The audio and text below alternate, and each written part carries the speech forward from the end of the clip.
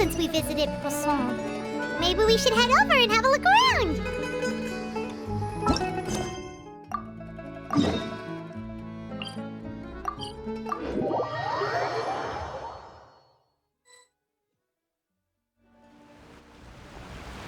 Hey, traveler, Paimon. Oh, Paimon knows that voice! Over here.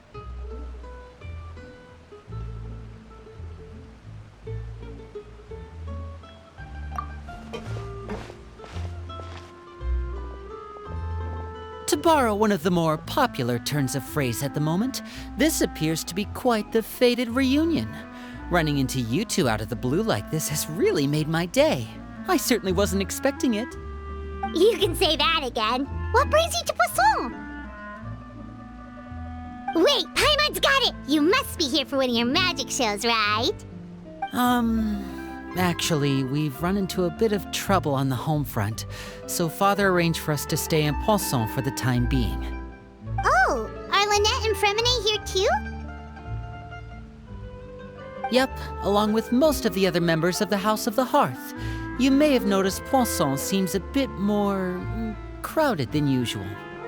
So you're saying nearly the entire organization has moved to Poisson? Sounds like you've run into way more than just a bit of trouble. What's really going on? Well... Since the two of you are so curious, perhaps I can fill in the gaps. You scared Paimon half to death! Father, you're here. You know... On second thought, maybe we don't need to know? It's all probably super confidential House of the Hearth stuff, right? We totally weren't trying to pry or anything. No need to be nervous. I could sense your genuine concern from your conversation just now. Of course, I can also understand your confusion. Sending so many Fatui here to Poisson, it's only natural that some might suspect an ulterior motive to be involved. I understand. I'm well aware you've had your fair share of confrontations with the Fatui in the past, and I can't exactly guarantee that we'll remain on good terms in the future. As for right now, however, I would say we have little reason to be at odds, wouldn't you agree?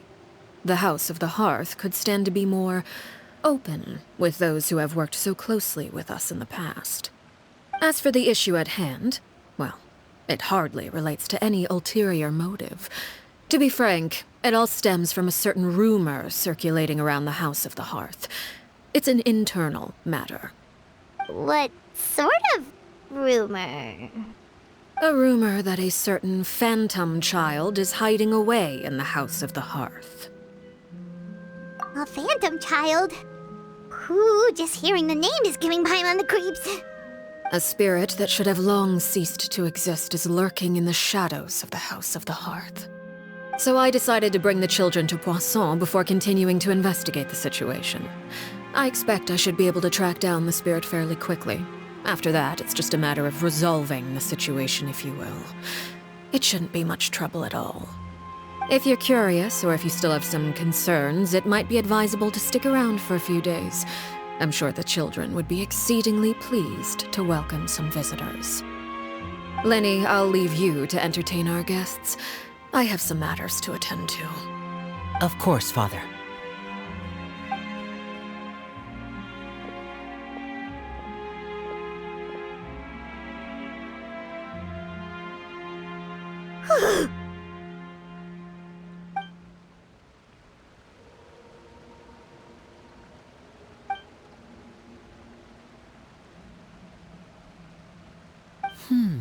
It has long been a dream of mine to invite you to our home and introduce you to my other siblings.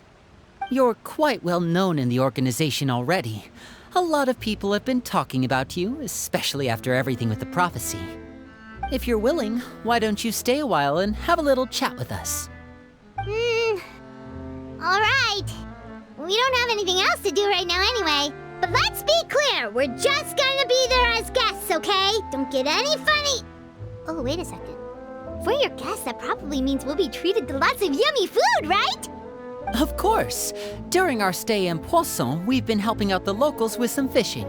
We bring in quite the bounty every day. In fact, today is the perfect chance for me to show you what I can do in the kitchen. Let's go. I'll take you to where we're staying.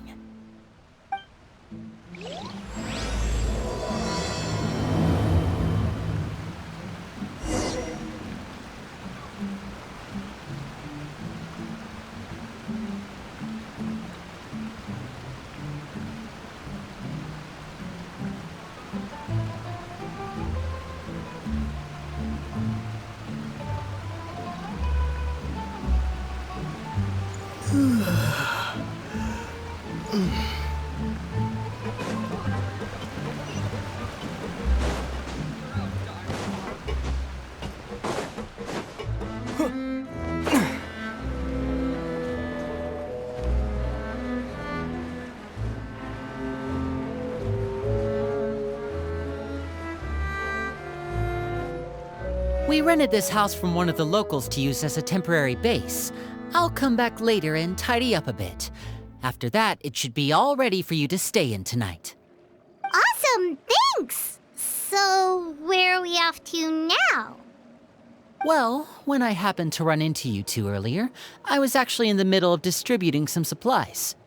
With this many people staying in Poisson, we have to bring in outside supplies every now and then. I should probably make sure the rest of these provisions get delivered. Otherwise, people might start to get antsy. Okay, we'll come with! There are all sorts of rumors about your organization floating around out there. Paimon's not sure if she could even take a wild guess as to what's true and what's not. But now that we finally have the chance to see a day in the life of the house, we can take a good look at how you operate! Well, you're more than welcome to come along. Just follow me.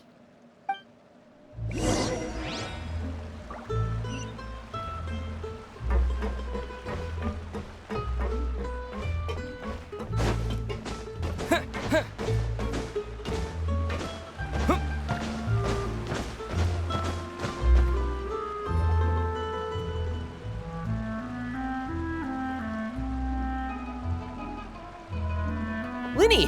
We're finally here. The supplies. I'm assuming... Brought them with me?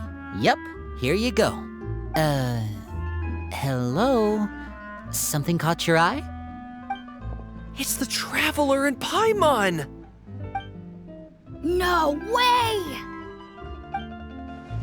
Come here, everyone! Hurry! The Traveler and Paimon are here!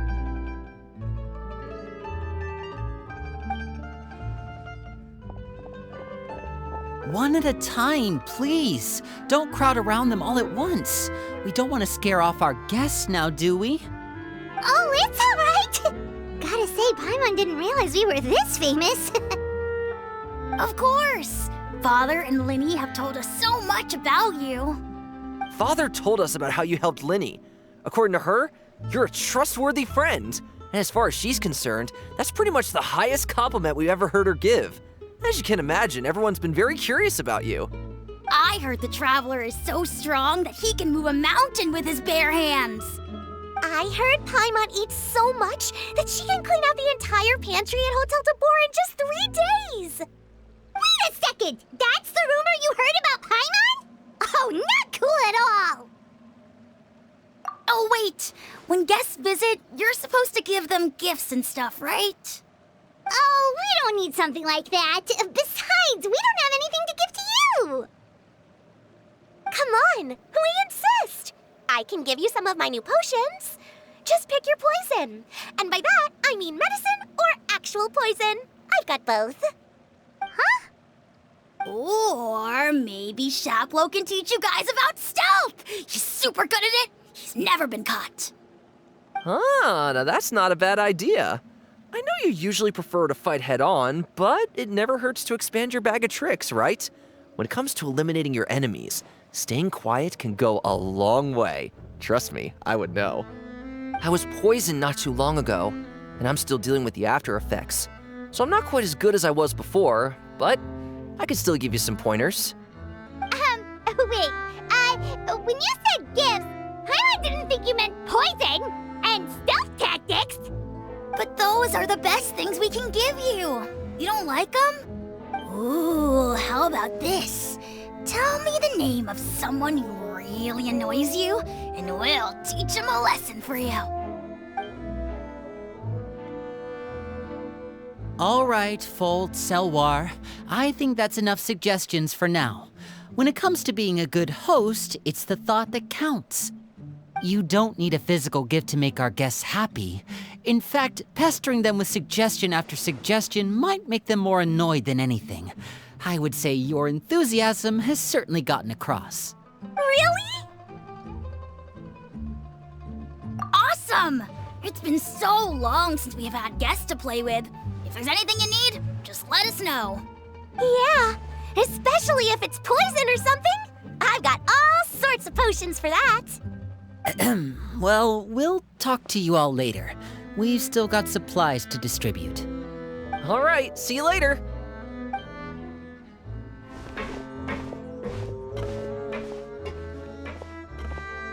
Bye!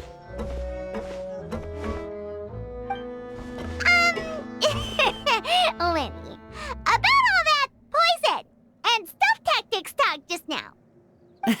Scared you, did it? That kind of talk comes with being part of the House of the Hearth. When Foltz was really young, he strangled all of his family pets, just out of curiosity. He was labeled a dangerous problem child and was abandoned by his family. Elwar has an unnatural obsession with potions.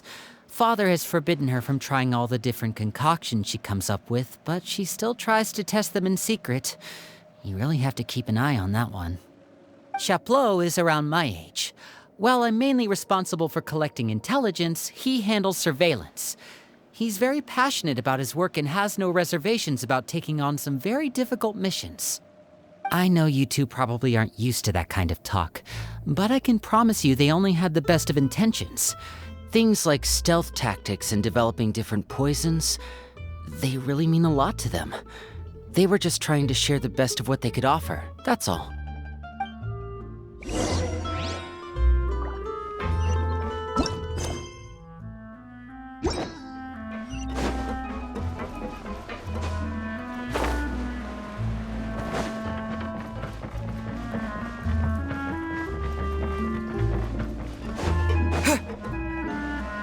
Filial, supplies are here. Thanks. And who are these two? Outsiders? Allow me to introduce you.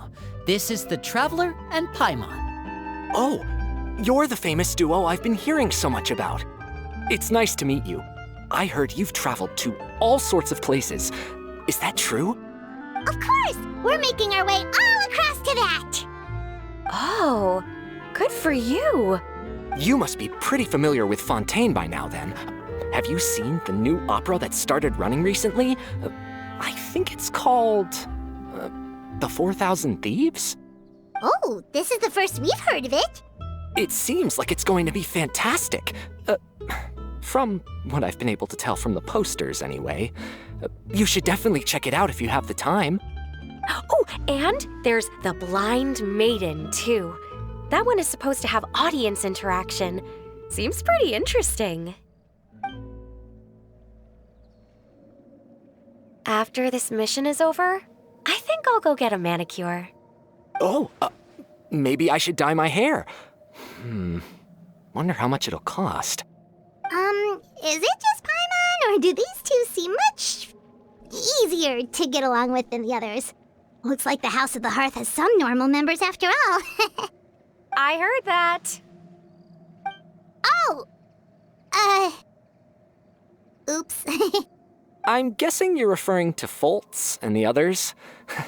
Yeah, we're definitely not all like them. I bet those crazies are practically foaming at the mouth right now. I'm sure they just can't wait to get back to Snezhnaya to carry out the plan. That's enough, Filial.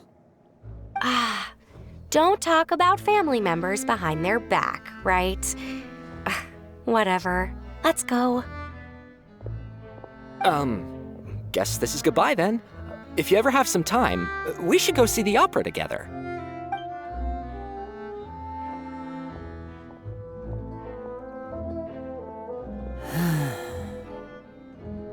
Well, That's it for the supplies. We should probably head back as well.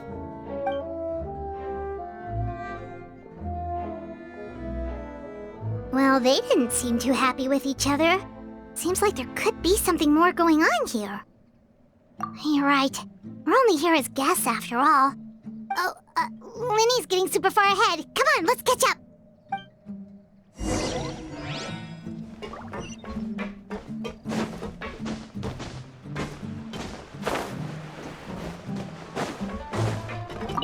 Looks like there's more trouble in store next month, too. When will it end? Hey, just focus on the positives. At least our time in Poisson has been pretty relaxing. Don't you think?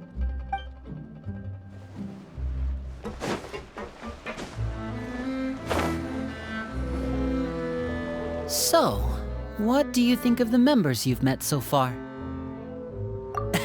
Well, Father is always encouraging us to be strong-willed and independent.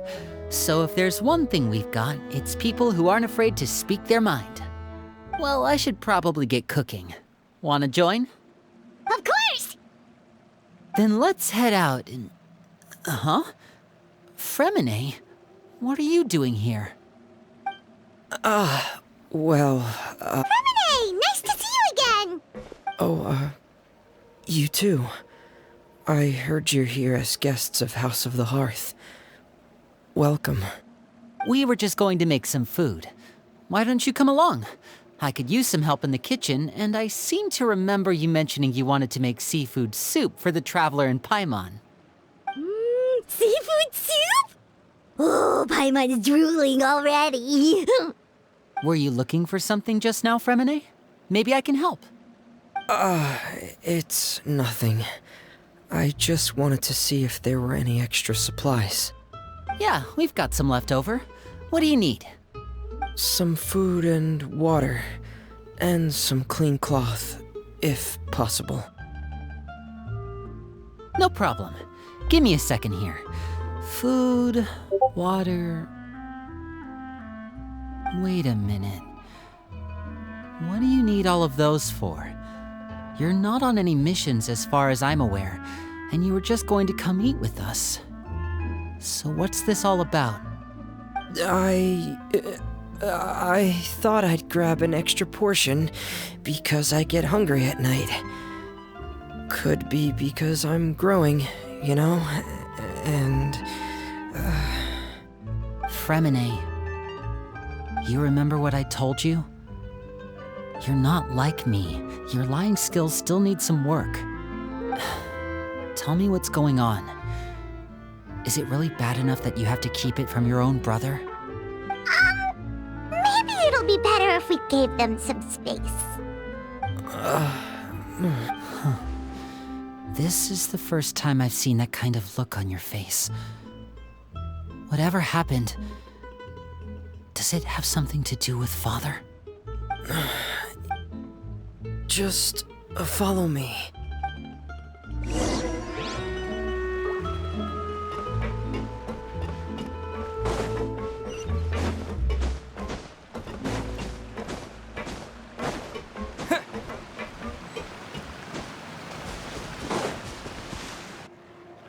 You're back! Oh, and you've brought some friends with you this time. Hello, my name's Linny. I grew up in the House of the Hearth. And you are? Hi, Linny. I'm also a child of the House of the Hearth, just like you. You can call me Clairvy. Clairvy? It's nice to meet you. Does that name ring any bells, Linny? No, not at all. That's not a name we have on our roster, I'm sure of it. What I'm not sure of, though, is how she managed to sneak in. She must be the phantom child Father's been searching for. From the looks of it, I'm guessing you were the one that found her, Fremine. You, haven't told Father, have you? No, I haven't told anyone. I've just been keeping her hidden. For how long? About half a month now. So ever since we got to Poisson then, do you have any idea what you're doing? I know what I'm doing. Really? 'Cause from where I'm standing, it looks like you're hiding the very person Father has been trying to find. If Father finds out about this, everyone involved is going to be punished. You know the rules of the house, Fremine. I know you do. Father doesn't tolerate any form of betrayal. So why are you doing this? I've thought it through. And I just can't hand her over like that. Linny, don't you remember last year? Chaplot nearly died after getting poisoned during that one mission. He wasn't able to get back before the poison started taking effect, and not a single person was there to help him. That night, while I was sleeping, I heard a voice telling me to go save him. I opened my eyes, but I couldn't find the source of the voice. I thought maybe I was just hearing things, but I went to look for him anyway. Luckily, I got there with enough time to save his life. That feeling of being haunted, of hearing voices, it's happened many times in the House of the Hearth. I'm sure you've noticed. So what you're saying is, that was her? She was the one who spoke to you that night? Unless there are other spirits roaming around the House of the Hearth, I don't think there's any other possibility. If Clairvy were our enemy, it wouldn't matter whether she was a spirit or an actual child. I would have acted without a second thought, because that's what Father ordered us to do. But she's been living with us, helping us from the shadows all this time. I think that makes her family. I couldn't just hand her over to be dealt with. Not when there's so much we still don't know. So what's your plan then? You can't keep her here forever. Someone is bound to find out eventually. I haven't thought that far yet. I don't want to disobey an order from Father, but I also don't want to put Clairvy in danger. Come with me. There are a couple things I'd like to say to you in private.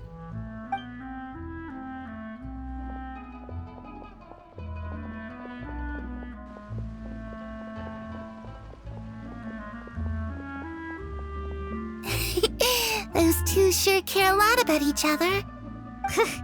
Well, they got a funny way of showing it. From where Paimon was floating, it sure seemed like they were about to bite each other's heads off. No way! They have a really deep bond. I could tell right away, because I also have a friend like that. I just don't know how long that kind of bond can last. The darkness in the house runs deeper than you can imagine. No one can get out alive.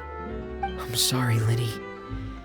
I really didn't mean to drag anyone else into this. Oh really? You didn't mean to? 'Cause I for one wish you did. Huh? What do you mean? You know, when we were younger, you didn't call me Linny. You called me brother, just like Lynette. We grew up together, the three of us. We were all orphans, all rescued by Father. Of all the siblings in the House of the Hearth, I think our bond was the closest. Later on, when you started calling me Linny, I wasn't actually surprised. After all, Lynette and I are related by blood. We've had to depend on each other to survive long before we joined the house. Linny, The darkest and most difficult moments of my life happened before you and I had ever met. I'm sure that's true for you as well. Even so, Fremine, we've stood by each other for all these years now, and to me, that means more than blood. You and Lynette are the most important people in my life. No one can replace you. So I won't let you face anything alone. Not if I can help it.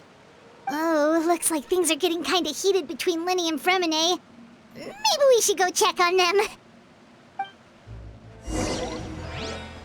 Oh, it's raining. I should put my clothes away.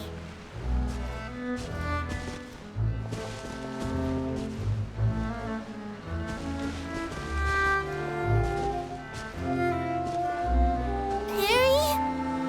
Huh. Looks like she's not here either.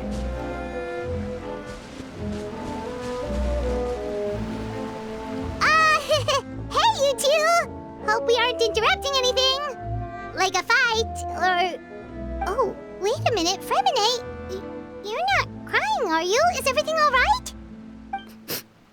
Everything's fine. Thanks for asking. Well, we're all friends here, right? We've been through so much together, so if there's anything we can do to help, just say the word. It's just a small family dispute. It's not something our guests should trouble themselves with. In fact, it might be better if your stay ended here. What are you getting at, Traveler? When guests are around, families are often on their best behavior. And any disputes are less likely to escalate. That's what you're trying to say, isn't it? I just... Thank you. I was really hoping to keep you out of it. But even if I could think of some other reason to turn you away, I'm not sure I could convince you. I know things could turn dangerous, so I promise you this. From now on, I'll protect you like my life depends on it. Me too. Well, back to the matter at hand then. If we don't plan on handing Clairvy over to Father, then our only other option is to solve the mystery of her identity before Father is able to track her down. That means finding out where she came from and what she's doing here. Then we can send her on her merry way and pretend like none of this ever happened. I've tried that already. And? And... nothing. I tried taking her somewhere really far away, but... after some time, she just reappeared. She even came with us all the way to Poisson. It seems like wherever the house is, she follows. I don't know much about spirits. Do you two have any ideas? Let's see here. Paimon remembers hearing something like, if you fulfill a spirit's last wish before they died, they'll let go of whatever's keeping them here and return to the ley lines. Oh, it's just that Paimon doesn't really remember where she heard that, so it's not guaranteed to work or anything. Well, sounds like it's worth a shot. Guess that means we should go ask her about her wish. But first, Fremine, I need you to promise me something. What is it? I need you to promise me that this will stay between the two of us. We're the masterminds behind this whole thing.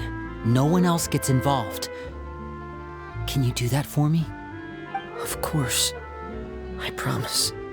All right. Then let's seal the promise just like when we were kids. Fist bump on 3. Ready?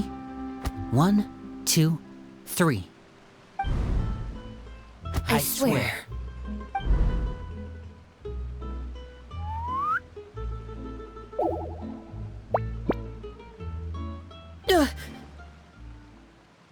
Whoa! Lynette! But what a surprise! What brings you here, dear sister? And, when exactly did you get here?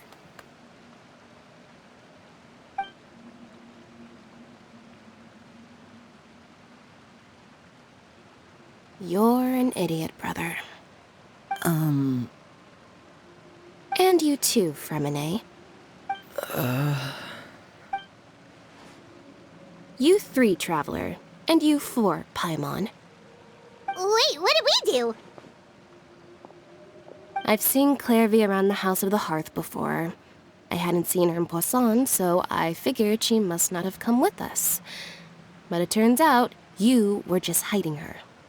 I heard you talking about your plan. Rather than steering clear of the situation, I'd rather fully join in.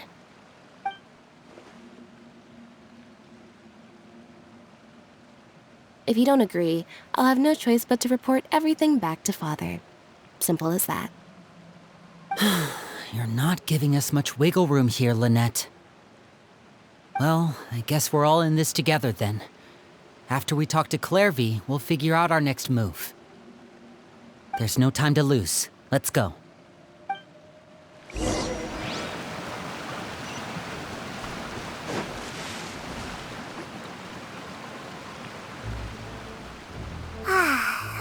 full. Thank you for bringing me this food, you guys. She said she's full, but the food doesn't look like it's even been touched. That's right. Based on what I've been able to observe, it doesn't seem like Clairvy can interact with the physical world at all. Still, when she's presented with food, she'll always linger around it for a good little while. Maybe, in her mind, she really is eating those things. Does she know that she has already passed away? I've tried to ask her, but she didn't answer. My guess is that she's just as confused as we are. Or maybe she couldn't understand the question at all. Clairvy, if you've got some time, I'd like to ask you a few questions. Sure. Oh, another new friend. Hi, I'm Clairvy. Hello. Clairvy, how did you join the House of the Hearth? Huh? Isn't it the same for everybody? The knave brings you here and then you can't leave. It's just that your name, it's not on the roster. And I've never seen you before. The roster? Oh, I get it now. I think there might be some things you don't know about this place. The people in charge, they're not as nice as they look. They say they keep a roster, but it's not complete. There are a lot of people who aren't on it, and never will be. In this house, some people are family, and other people are just test subjects. Those kinds of people aren't ever going to get a place on the roster, unless it's the roster of people who've been executed. Wait, does that mean the knave... She... Is there anyone that can vouch for you? Perry. She's my best friend. She's the only one I trust in this place. Have either of you heard of that name before? No. Me neither. Clairvy, Perry. Neither of those names are on the roster. But it seems like she's telling the truth. Either that, or this kid's already got a bag of tricks bigger than mine. Maybe we should try a different approach. Clairvy, do you have a wish? A wish? It can be anything you want. Just imagine. It's your birthday, you're blowing out the candles, and your wish is...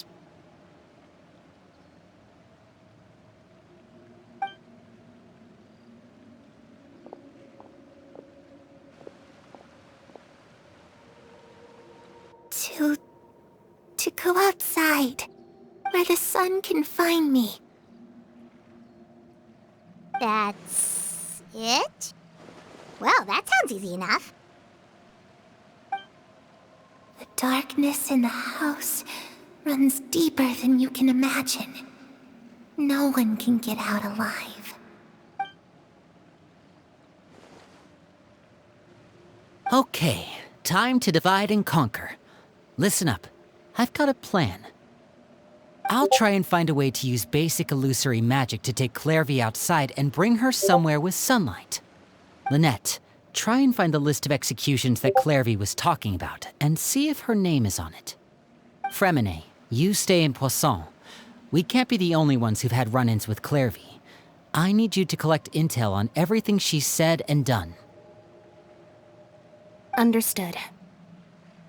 I'll try my best. What about us? What should we do? I really appreciate your willingness to help, but this is a family matter.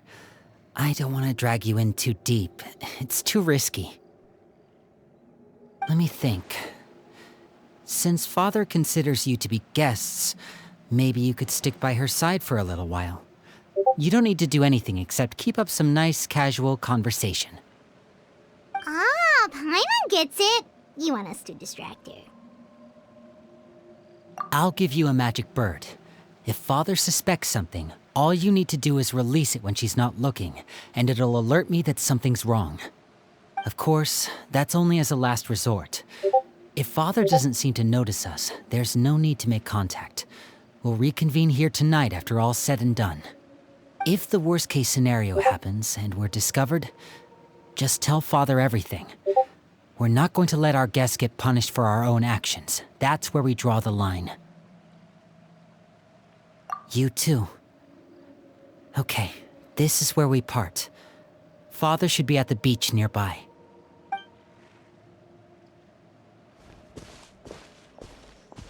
I really hope this goes well. No, it has to go well. That's the only way this can get resolved.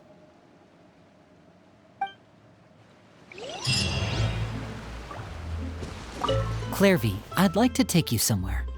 Is that okay with you? Sure. Where are we going?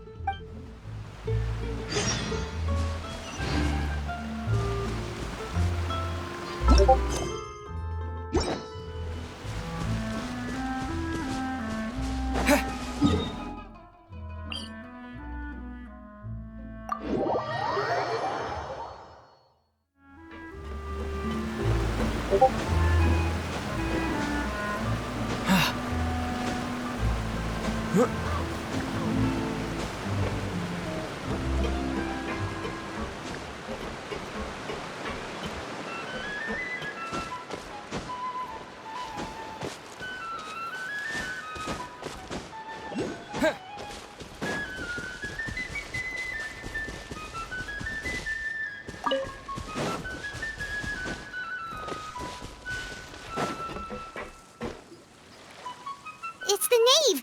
And... child! Hey, aren't you supposed to be in Snezhnaya recuperating? What are you still doing in Fontaine? Oh, it's you two. I didn't expect to run into you here. I was unconscious for quite a while after the fight in the Primordial Sea. After I woke up, I realized I was being taken back to Snezhnaya, and well, I couldn't have that now, could I? Not when I've still got unfinished business here in Fontaine. So, I mustered up all my strength and made the journey back on my own. What sort of unfinished business are we talking here? It has to do with Skirk, my master. I really wanted to meet up with her, but by the time I got back, she had already left.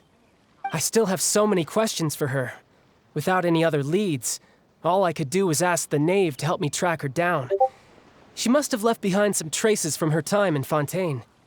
Oh, okay, so have you found any clues? Unfortunately, no. While the House of the Hearth is adept at collecting all manner of intelligence, certain existences can still manage to escape our purview. Basically, unless Master feels there's a need to meet with me, she's not going to be found. But that problem has an easy fix. I just need to become stronger, and then... Paimon thinks you should focus on getting better first. The worst of it is over. It's all thanks to that one kid from the House of the Hearth.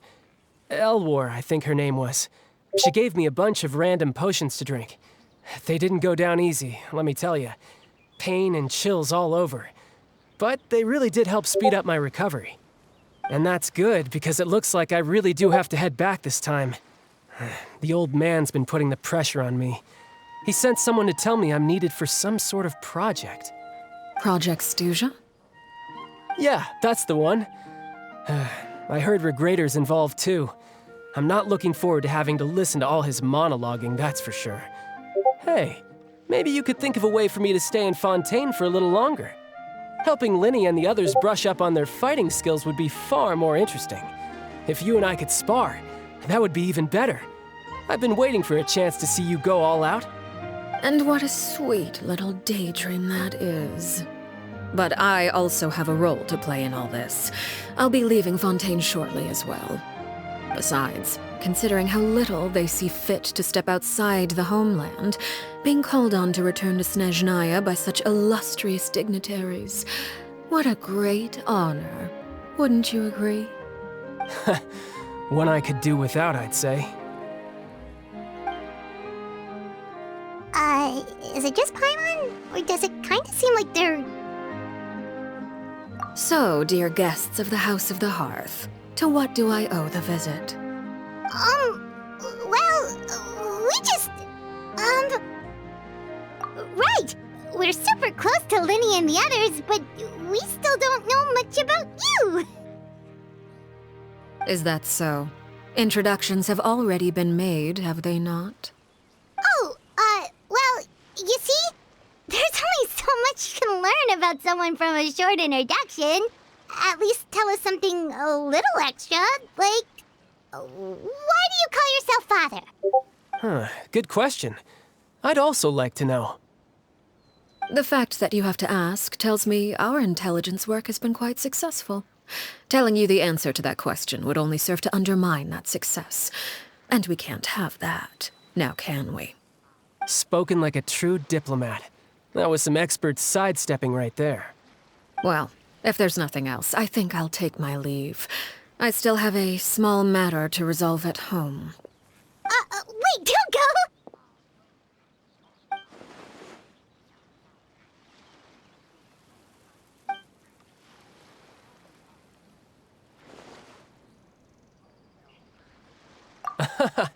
I'd also like to hear the answer to this. I've met some of the members of your organization, and they all seemed like really good kids. They actually reminded me of Tonya and Tusser. Which, by the way, if you ever betray them, I'm just letting you know, I won't let you off easy. And why would I betray them? Well, you've already betrayed the House of the Hearth once, haven't you? At least, that's what I heard.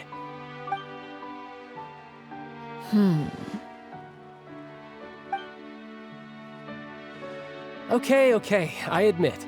That's just what the old man told me. The rooster, I mean.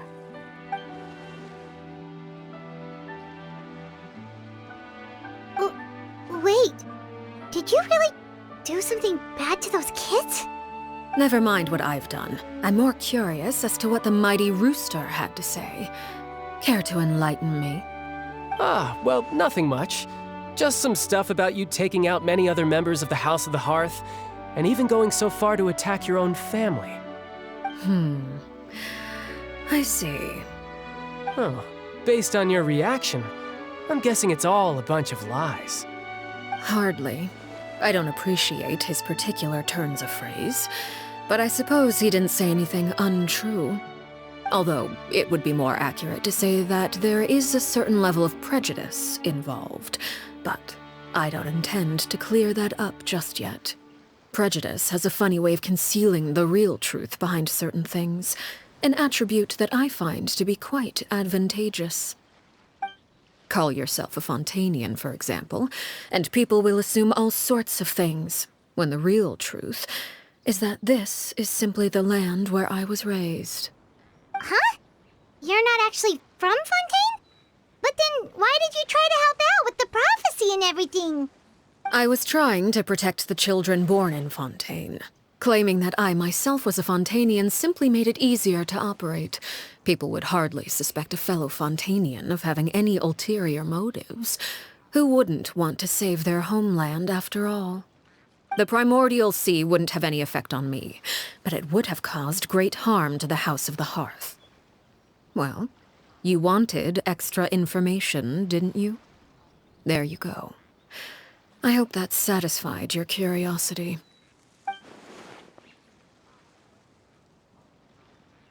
So, you stayed in Fontaine for the kids. I guess I was wrong to believe you'd betray them. Good. Like I said, I like it when others have misconceptions of me. Actually, while I was recuperating at the House of the Hearth, there was something else that really caught my attention. I heard that members always resolve disputes and arguments with a friendly spar, and the loser has to back down. Seems pretty cool if you ask me. Would also give them plenty of opportunities to hone their skills. Well, that's only a recent development. In the past, such spars weren't nearly so friendly. The losing party would lose everything, including their life. They were that high stakes? Whew, at least that's not a thing anymore. Well, the current atmosphere's not half bad. I'm a bit jealous, actually.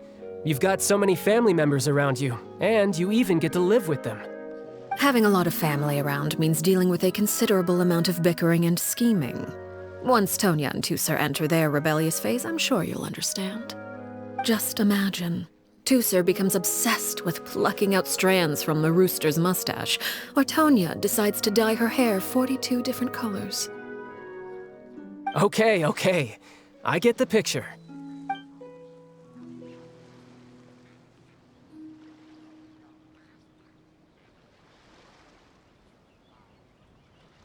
Well, would you look at the time? I should probably get going. Traveler, Paimon, I'm not sure where our paths will cross next, but the next time we run into each other, we should definitely try and find some time to spar. Again, maybe this is a conversation we can have when you look less like you're gonna keel over. All right. Well, thanks for everything, Arlecchino. No thanks necessary. You also played a part in obtaining the Gnosis. I would say we can call ourselves even. I like the sound of that. Well, I'm off. See you all some other time. We should probably get going too. Do you want to head back with us? Oh? You want me to leave so soon? Well, you see, I'm rather enjoying the evening breeze. If you don't mind, I think I'll stick around for a bit.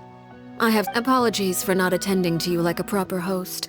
Please forgive this slight. I do hope you'll have a pleasant stay. We managed to keep her distracted until nightfall. Good thing Child was there to keep the conversation going. You don't think she suspected anything, do you? Oh, I wonder if Liddy ran into any issues. Let's hurry back and see how everything went. Oh? You decided to stay a little longer? Let's take in the ocean view together, then.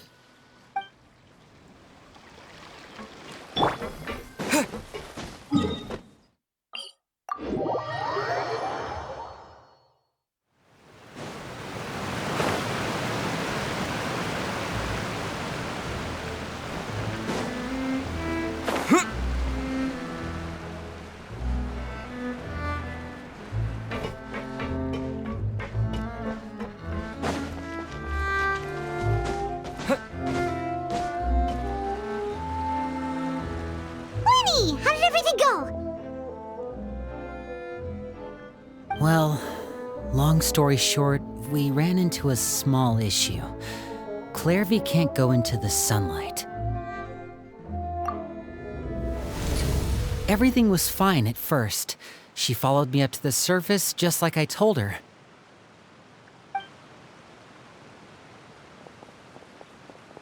But as I led her out of the shadows and into the sunlight, she vanished. I turned around and there she was, standing at the edge of the shadows, silently watching me. Huh. Maybe she's afraid of sunlight, or... No, it wouldn't be her wish if that were the case. Well, we could always try pushing her into it.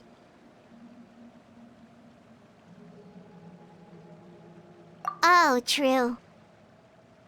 I've pretty much tried it all already. Nothing worked.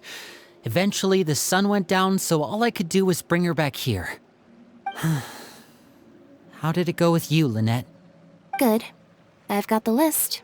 It's right here. Really? Well, what are we waiting for? Let's take a look!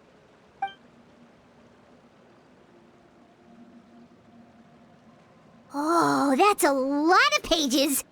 Oh, it's gonna take forever to get through it all. We can each take a section. Here. La Pouillade, l'endroit, Chambel, horaire.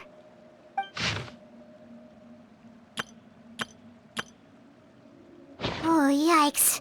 That horaire guy has a huge scar on his face. He's kinda giving Paimon the creeps. Ah, I've met him before. The scar is from an injury he received during a mission. I still remember him joking with me about it. He said any future lover would take one look at him and then lose all interest. Did he say anything else? Well, I asked if there was someone he was interested in. He said no, and that's where our conversation ended. It was only later that I learned he really did have someone he liked. He risked everything to escape so he could be with her, but it didn't work. One day, Father asked to see him, and, well, I never saw him again after that. Wait, so that means the knave, she... It may seem cruel, but it's just one of the rules of the house. Betrayal is not to be taken lightly. We know too many secrets to come and go as we please.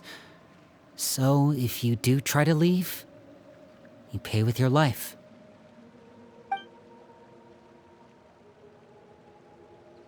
Her name's not here, huh? Well, that's not too surprising. It doesn't seem like this list is complete. It only contains records dating back around 5 years. Let's shift our attention then. Fremine, were you able to find anything out? Fremine. Sorry. I was thinking about something. I managed to talk to quite a few people, but I couldn't help but notice that the atmosphere in the house was a little... strange. Strange? Yeah, I mean, I know there have been arguments in the past, times when people haven't gotten along. Chaplot and Filial are a good example of that. Oh, those are two of the people that we met while delivering supplies. Paimon can see how they might not get along. They had very different vibes, and their, interests seem to be pretty different as well. That's to be expected, actually. Father brought us all here, shared her knowledge with us, taught us how to fight. That's one thing we all share. But that's also where the similarities end. Not all of us feel the same desire to stay here. As members of the House of the Hearth, we're also considered part of the Fatui. And to a lot of people, that's an identity they never asked for. Certain members get older and realize they want something else for themselves. But considering the rules of the house, most people would never say that out loud. People like Chaplot and Foltz are loyal to Father and her vision. They're proud to be part of the Fatui. Filial and Nantoy, on the other hand, well, they aren't quite as enthusiastic.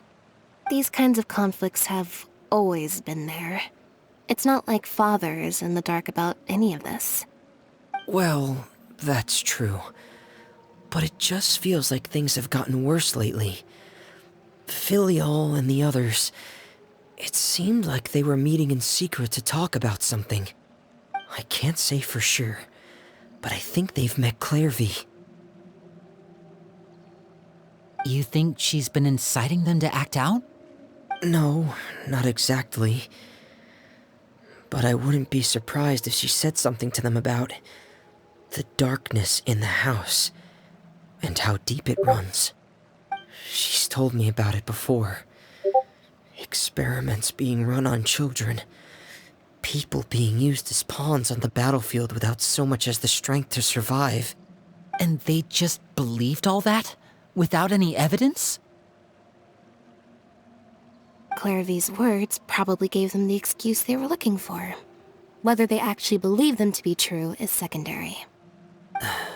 This is all because of Project Stuja, isn't it? Whoa. Hold on a second. What's this Project Stuja all about, huh? This is the second time it's come up now. Sorry, but I'm not sure of the details either. I only know what Father has told us, which is that it's something the Rooster and Regrator have been working on together. Apparently, it has to do with the Fatui's strategic plan for the future. Because the House of the Hearth was so successful in obtaining the Gnosis, we now have the honor of playing a key role in Project Stuja. Wait, but isn't that a good thing? Key role is just another way of saying dangerous role. To us, the whole thing is an inconvenience. Father thinks so too, but she's in no position to refuse. Their plan isn't exactly unreasonable, and they've been funneling the house a lot of funding. It's just that we'll lose a lot of members in the process. Participating in the plan, it's an honor in name only. What they're really trying to do is subdue us. The existence of an intelligence organization outside their control makes them feel uneasy.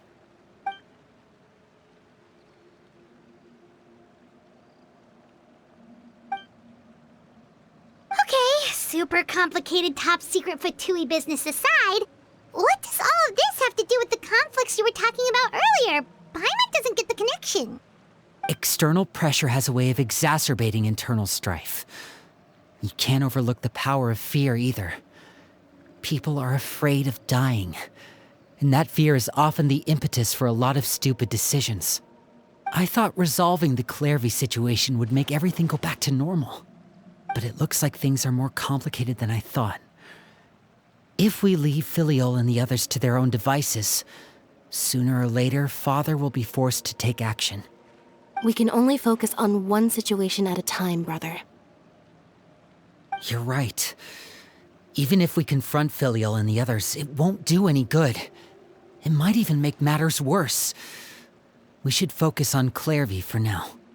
Well, it's getting late. We should head back and get some rest. We'll try again first thing tomorrow. Lynette, you stick with me this time.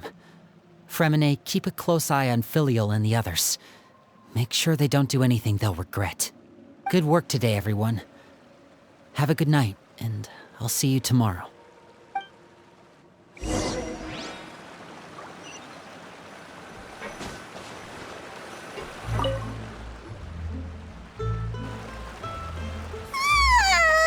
Oh, Paimon was looking forward to an early night, but she can't sleep at all. Hey, you don't think the knave will be too angry with Linny and everyone if she finds out about all this, do you? She's even scary when she smiles. If she were to actually get angry... Ooh, you have to protect Paimon if that happens, okay, Traveler?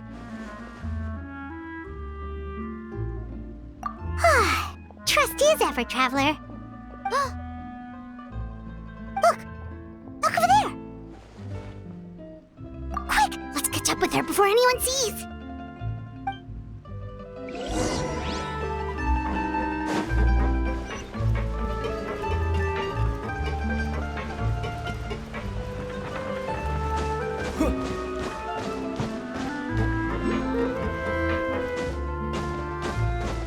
Over there!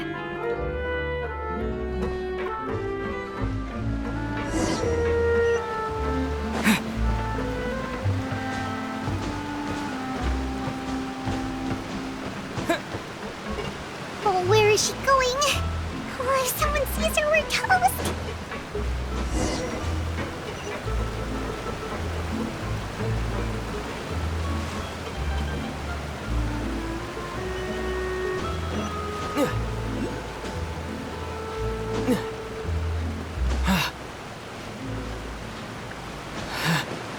Oh, look!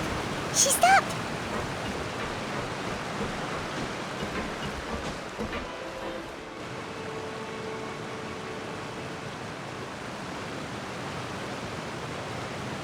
Clairvy!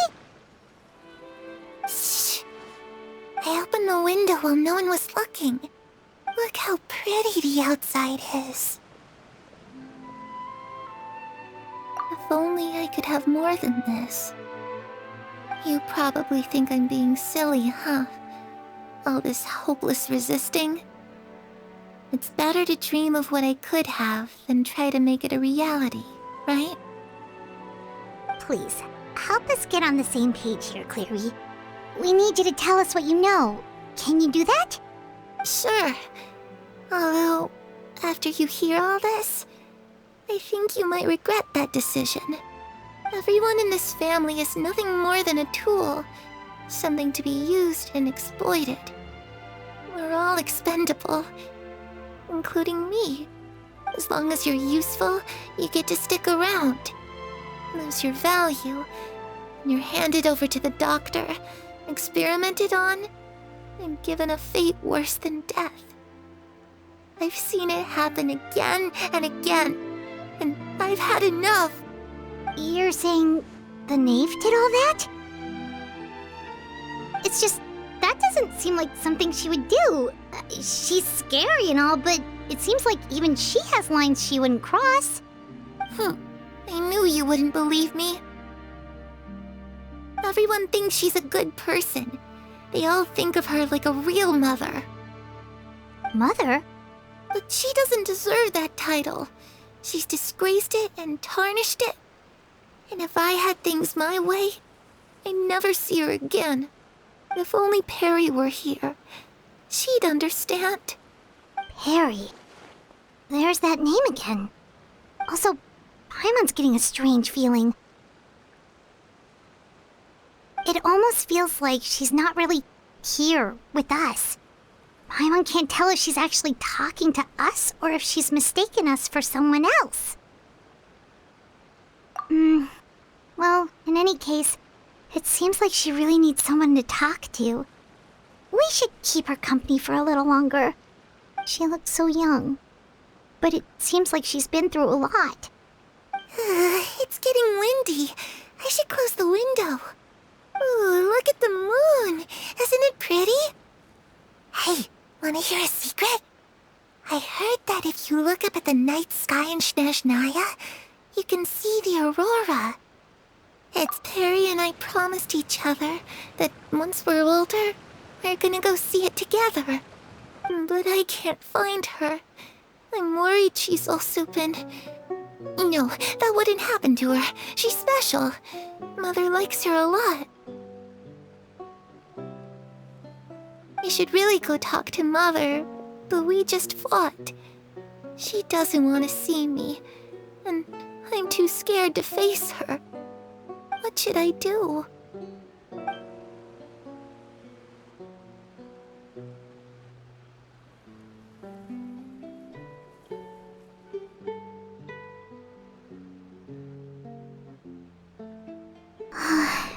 Paimon really doesn't understand what's going on with her. Well, let's head back. We've got an early morning tomorrow.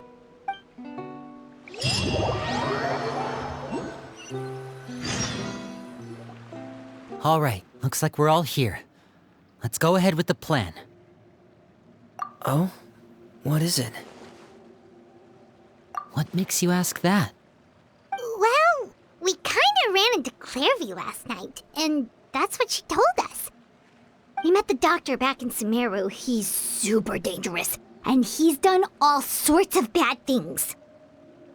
It's possible that Father and the Doctor have had certain dealings, but I don't think Father would work with him. We're not really on the same side, so there's not a lot of trust between them.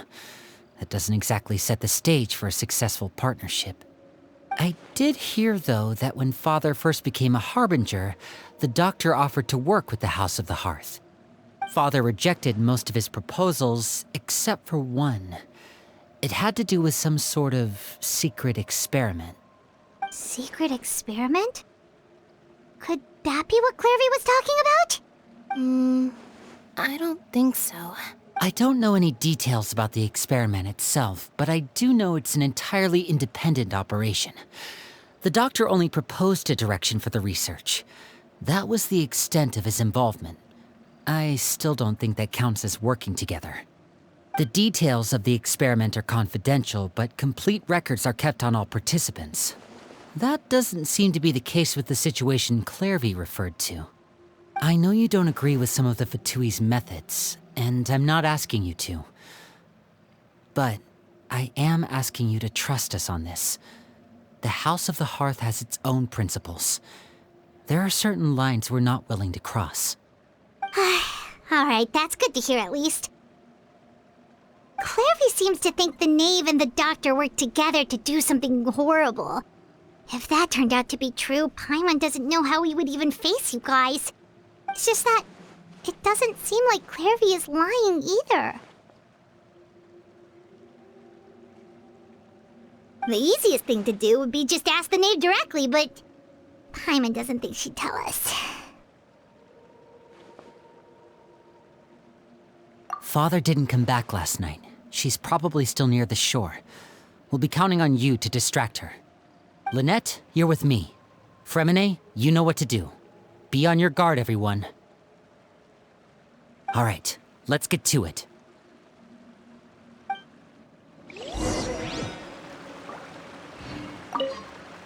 Where are we going today? Let's try somewhere further away this time.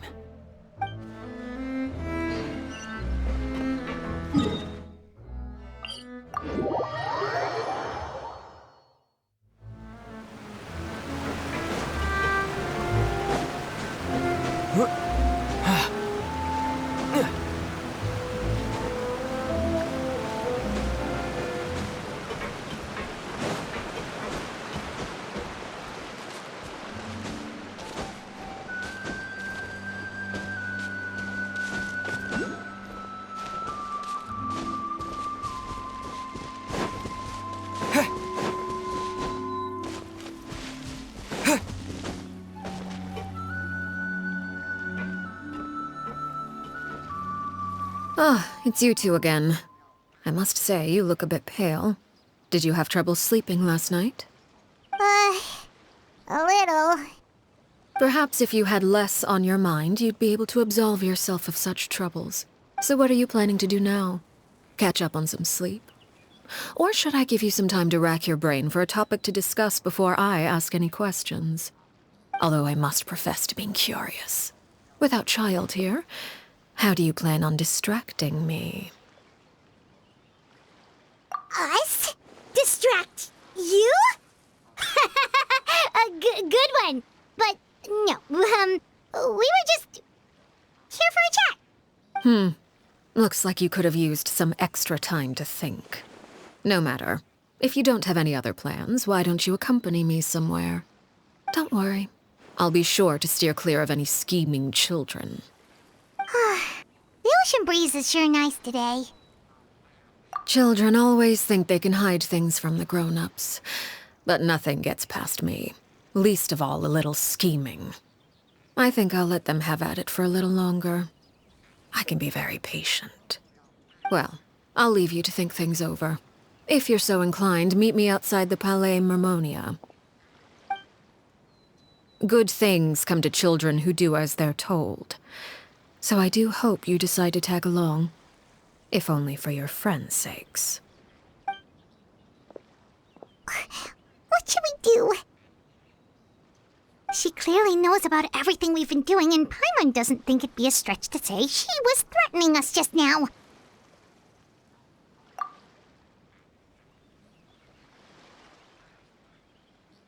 Oh, good idea. Hopefully he sees it in time. Well, we should probably head to the Palais Mermonia. Paimon doesn't want to find out what happens if we don't show up. Based on what the knave was saying just now, it sure didn't seem like it'd be anything good. Okay, then we probably shouldn't keep her waiting. It seems like Linny and the others are on thin ice, so let's do our best to not get them in any more trouble.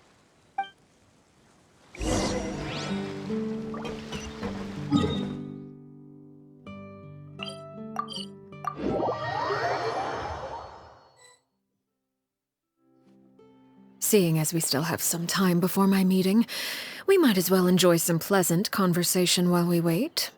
I'm glad to see you get along with my children. Being surrounded by good companions is necessary for a child's development. You're not planning on doing anything to them, are you? I assume you're referring to Linny, Lynette, and Fremine. Although, there's that situation with Filial and Nentoy as well. It appears quite a few people have been acting out lately. No matter. I'm not one to discriminate. All those who betray the house meet the same fate. There are no exceptions. Does that mean you're going to kill them? Oh, are you here to beg for their lives? I'm sorry to disappoint, but the rules of the house change for no one. In my organization, everyone is responsible for their own actions. But don't you care about them at all? They really respect you. They even call you father. You must feel something for them. Any organization in which feelings come before principles is one destined for ruin. the House of the Hearth is hardly an exception. You could say our principles are more stringent than most. Perhaps I can offer you this consolation at least. As our guests, you two will not be held accountable along with them. I would imagine Linny, Lynette, and Fremine will be able to keep their lives. As for Filion and Toy and the others, I'm afraid there's little I can do. They can try to escape, but once you know our secrets, there's no getting out alive. But that's awful. Ah, you seem concerned. Out of consideration for my guests, I suppose I could turn a blind eye for a little longer. If Linny and the others manage to dispose of Claire V in the meantime, all evidence of their wrongdoing will be lost. In that case, I could hardly punish them for something I couldn't prove. If their efforts are unsuccessful, on the other hand, all will be held accountable, and the punishment will be severe. Of course. Oh, and here, I believe this belongs to you. Do try and keep better track of it next time. It takes a considerable amount of time to train a bird like this. It would be such a pity if you were to lose it. Permanently. Wait, where did you get that? Well, I'm afraid that's all the time we have to chat. Now, for the matter at hand. I asked you to meet me here because I have business at the Palais Mermonia. It has nothing to do with you, but I think it would be prudent for you to stick by my side for the time being. There will always be time later to run off and tell Linny what you've learned. Well, time to go. Looks like we wrapped things up just in time.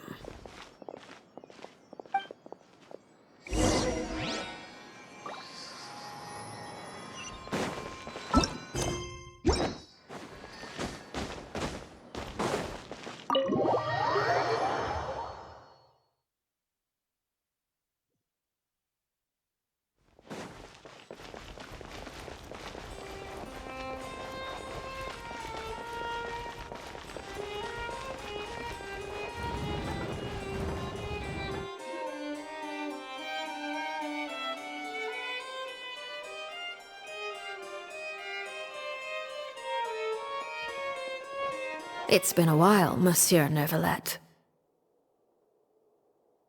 I must say, I wasn't expecting my meeting request to be approved quite so quickly.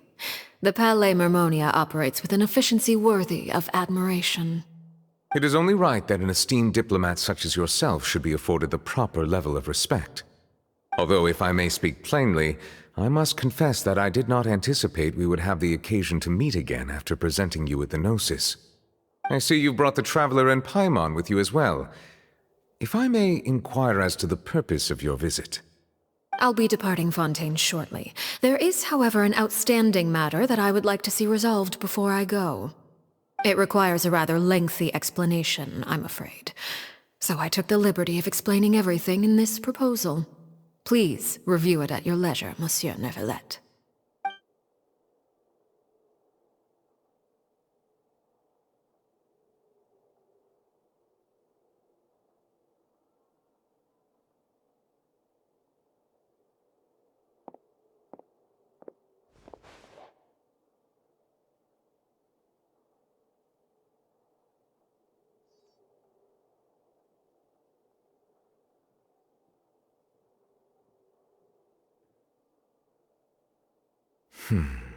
I understand your request. However, at the risk of causing offense, I must admit that I fail to see why you would wish for such a thing. I heard you have a certain fondness for water tasting, Monsieur Neuvillette, so allow me to use water as an analogy. A family is like a large body of water with countless rivers flowing in and out. As someone who watches over this system, I would hope that each river that flows from the source will eventually reach the ocean. Of course, objectively speaking, I know this is impossible. Most of the rivers will dry up along the way, disappearing into the ground and leaving nothing but a barren riverbed behind. Not all rivers are destined to reach the ocean, but I would not see their existence rendered meaningless. I believe the water that flows within them is simply meant for a different destination. like a field in need of irrigation. Or perhaps the glass of a certain water-tasting enthusiast. Did you get any of that, Traveler? Your words paint an optimistic picture indeed. Allow me to remind you, however, few among us are willing to sip from a glass filled with tainted water. It may have been tainted at one point in time, but not to worry. I'll make sure it's strained of all impurities and returned to its cleanest form. I seem to recall there being a transactional aspect to your proposal. Perhaps you could expound on that? If you accept my proposal, Monsieur Neuvillette, I will gradually withdraw my forces from Fontaine. And, unless absolutely necessary, I will no longer carry out any special missions within Fontaine. I presume I can take your words to mean that, in the future, cases similar to the Tartuffe assassination will cease to cross my desk? Tartuffe? Ah, that thief who embezzled funds from all those charities, you mean? My deepest condolences to his family, but without any evidence, I cannot imagine how the House of the Hearth might have been involved in his passing. Of course, if you accept my proposal, Monsieur Neuvillette, I'm sure certain measures could be taken to reduce the frequency of such troubles. You choose your words carefully indeed. In that case, I am inclined to accept your proposal. My thanks for your generosity, Monsieur Neuvillette. Well, with that settled, we should be going now. I took the liberty of bringing along 2 bottles of spring water from Snezhnaya for you to enjoy. I do hope I get the chance to hear your impressions. Perhaps at our next meeting? Yes? Indeed. I trust you would not overlook your commitment in the meantime. All right, Traveler Paimon. Time to go.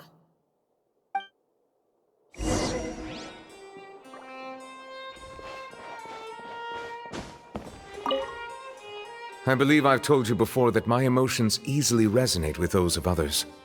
Yet in the few meetings I've had with that Harbinger, I haven't been able to sense any aspect of her emotional state. Her mind is like a still body of water. Who knows what darkness lies in its depths, and the lack of ripples on the surface gives nothing away. It's unclear whether this is her natural state of being, or whether it's an incredible strength of will that gives her the ability to master her emotions. Either scenario, however, suggests she is a very dangerous individual. I do not expect an explanation as to why you two are by her side. Whatever your reasoning, I would only advise you to take caution.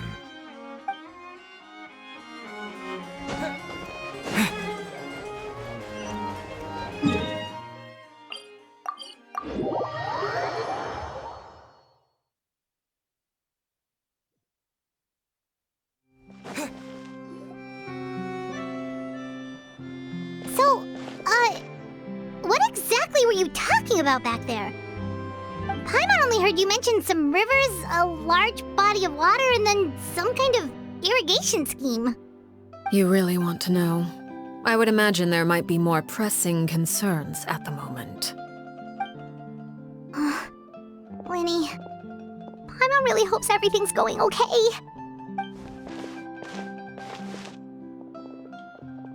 Oh, Paimon recognizes that look. You've got your thinking cap on, don't you, Traveler?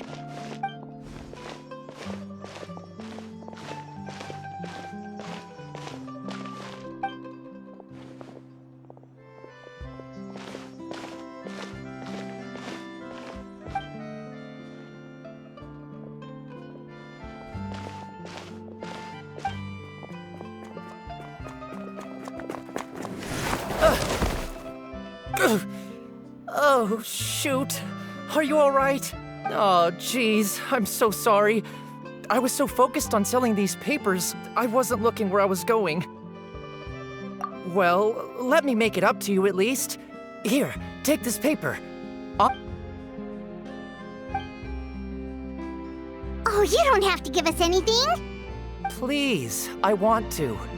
It's not like I'm short on supply. All the extras will be useless come tomorrow anyway.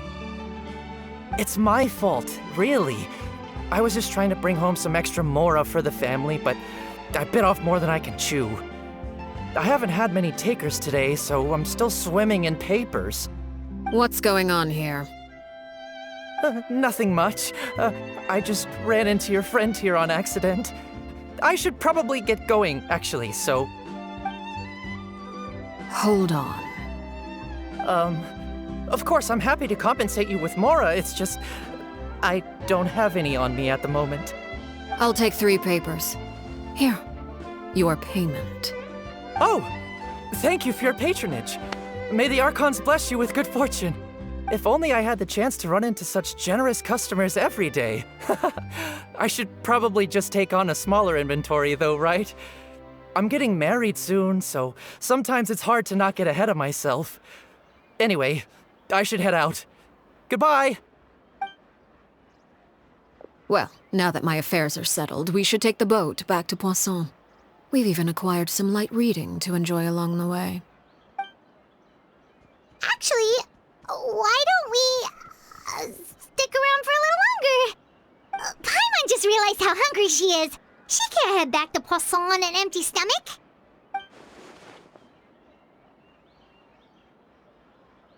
It appears you two are under the impression that delaying our return will somehow alter the situation in your favor.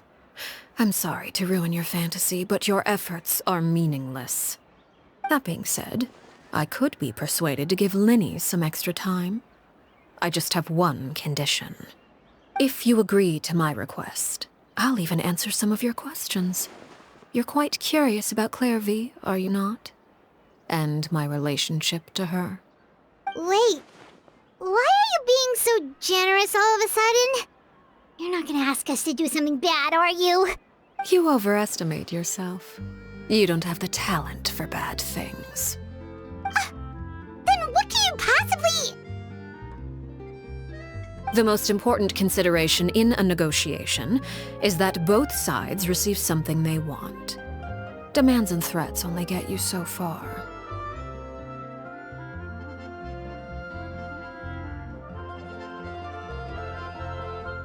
Wonderful. Here it is. When the time comes, make the choice that you deem most appropriate in the situation, and lend your help to the House of the Hearth. Okay, sounds normal enough. But what do you mean, when the time comes? When is that supposed to be? That is for you to decide.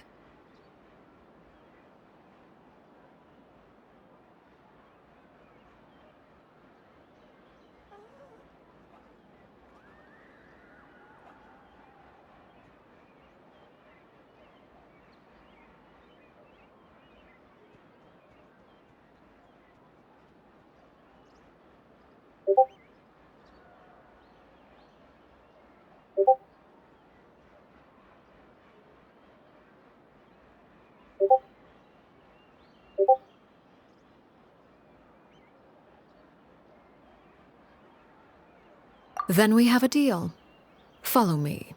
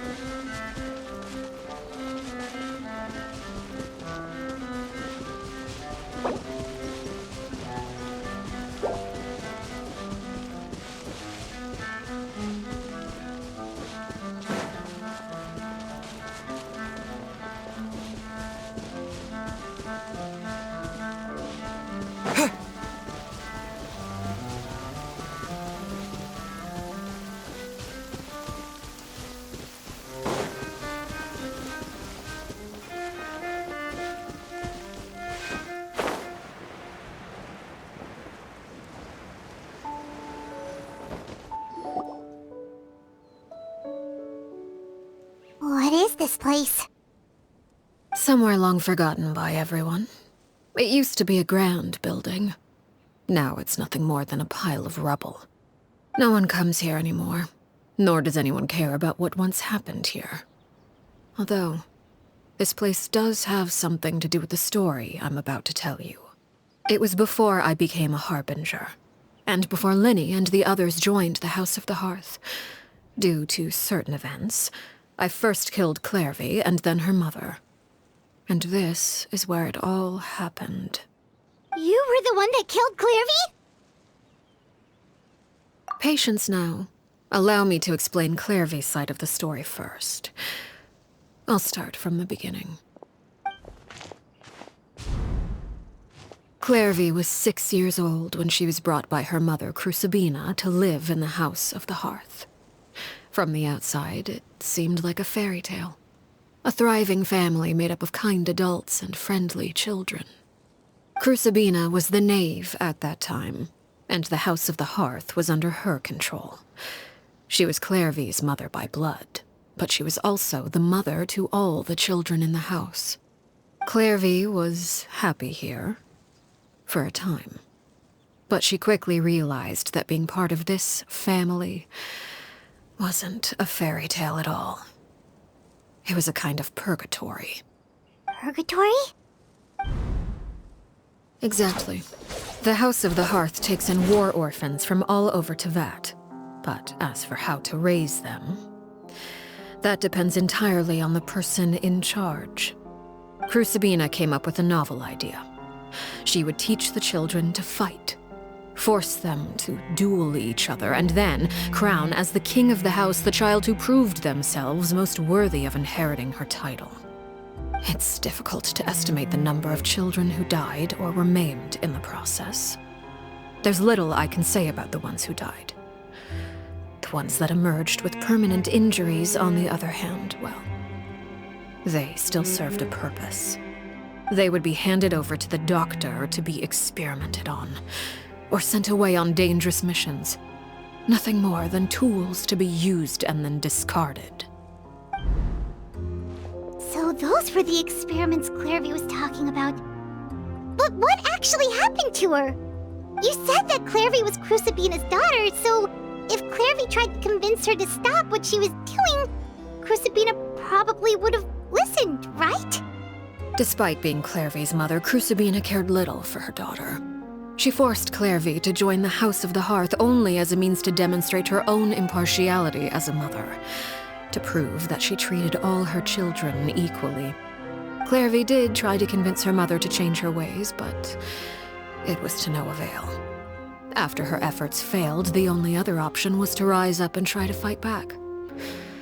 Unfortunately, the other children had already been thoroughly indoctrinated into the illusion of happiness Crucibina had created. Of course, there was one exception. Someone Clairvy's age who knew the truth about the House of the Hearth. Her name was Peruere. Wait, the friend that Clairvy mentioned? Friend, huh? I suppose we can call her that for now. Clairvy was a cheerful and passionate person with a tenacious spirit. Peruere, on the other hand, was rather cold-blooded. Her cold-blooded nature allowed her to see through Crucibina's facade. Yet, it was also this cold-bloodedness that prevented her from acting against it. At least at first. While Clairvy longed for freedom, Peruere was convinced that, amid all the fighting and violence, she would make it until the end. Despite their differences, the two became fast friends, united by their knowledge of the truth. Clairvy told Peruere that she hoped to create a real family, where no one would be killed or sacrificed. There may have been a certain naivete to her ideas, but Clairvy proved her determination many times over.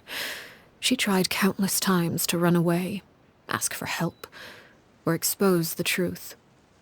But her efforts only earned her beating after beating. The only thing that kept her going was her strength of will. Even with her body racked with pain, she would still stand on her tiptoes and open the window at night. She and Peruere would look out at the moon together, a fierce longing for freedom shining in her eyes. But one day that light simply vanished. Oh no. What happened? Her hopelessness resulted from a culmination of things. 10 years had passed. 10 years worth of failure after failure. She and Perouer weren't children anymore, but finding any chance to escape still seemed as hopeless as ever. It was during this time that Perouer suggested a new plan. If escaping was out of the question, why not take down the very person sitting on top of this throne of lies? Mother herself. Clairvy rejected that proposal. She claimed that, as a famous harbinger, Crucibina possessed an unimaginable amount of power. Trying to kill her would have an incredibly low chance of success. Clairvy never gave another reason, but Perouer could see it written all over her face. Clairvy still thought of Crucibina as her mother. Killing her own flesh and blood was a line she couldn't bring herself to cross. If she couldn't escape and fight back, then only one option remained. Precisely. Death was the only way that she felt she could be free. It happened during a duel. When she arrived at the dueling ring that day, her partner turned out to be none other than Perouer, the very person that had stood by her side all those years. It was a fierce battle. But ultimately, Clairvy decided to let Perouer end her life. From that moment on, Perouer's journey was one written in flames. When the rain finally came and washed it all away, there she stood, the sole victor in Mother's endless game of slaughter. A trail of corpses strewn across her path to success. It was the very result she had predicted 10 years prior. Even then, she believed she would make it until the end. She wasn't surprised by the fact that she emerged as Mother's undisputed heir. Rather, her success left her with an inexplicable sense of restlessness. She was unsettled, and there was only one thing that could quell that sensation. Perhaps you two would like to take a guess as to what it was? Crucibina, you mean? But... Correct. This is the place where Perouer killed her best friend. A mere year later, this is also the place where she fought tooth and nail to kill the mother they shared. The moment she acted, any conception of what was right or wrong ceased to matter. It's one of the principles of the house. Only those who survive get to write the rules. Perouer won the battle, and became a harbinger herself. After which Her Majesty, the Tsaritsa, bestowed upon her a new name. Arlecchino. So the Perry Clairvy was talking about... It was you all along. You're Perouer. Arlecchino is just a name you got later. I left that name behind long ago. I must say, hearing it now does bring back memories. After I defeated Crucibina, the moniker of Mother died with her. I chose to forego the title she called herself, and even chose to give up my own name. I rebuilt the House of the Hearth under a new identity. Not only as Arlecchino, but as father. And that is where the story ends. Any more questions? Yeah. Based on what you just told us, Clairvy wasn't a little kid when she was killed. So the Clairvy we met... Was she really a spirit at all? I suppose you could call her an illusion born of flame. Her existence is like ashes to a fire. Something left over in the wake of blaze and ruin. You see, a certain power runs through my veins. It's not unlike a curse. My flames leave behind shadows of anything they consume. Of course, the chances of those shadows morphing into a sentient entity are exceedingly slim. Clairvy is a very special case. Clairvy died when she was 16 years old. But what emerged from the flames was her 6-year-old self. Her appearance wasn't the only thing affected. Most of her memories were lost to the blaze as well. Memory is a mysterious thing indeed. Losing a portion of your memories will alter your sense of self. Lose 10 years' worth, however. And it would be like living in the past. Like returning to a version of yourself that never grew up. No wonder Paimon got such a weird feeling when we were talking to her. Perhaps I should put it this way. Clairvy is someone trapped in time. It may seem like she exists with us in the present, but she truly lives in the confines of her own past. So if all of that is true, then you must have known about Clairvy for a long time. Indeed. She's a rather volatile and unstable entity. Sometimes she would look after the children. She's even saved some of their lives. But other times, she would hide from me and become obsessed with revealing the truth about the house to anyone who will listen. Shadows don't have the capacity to learn or grow. Any new information they encounter is quickly forgotten over time. Your attempts to expose Clairvy to sunlight, they failed, yes? The reason is actually quite simple. In Clairvy's mind, the house is impossible to escape, and it is this very perception that traps her there. But no matter. All I have to do is kill her again, and all will be resolved. I don't anticipate so much as a single speck of ash will be left behind this time. Wait! Paimon can understand why you might want her gone, but isn't there another way? So what if she's trapped in her 6-year-old self? She's still your friend! At least talk to her first! It's too late for that. She broke the rules, and now she must be punished. That goes for Filial and Nantoy as well. She's had quite the effect on them.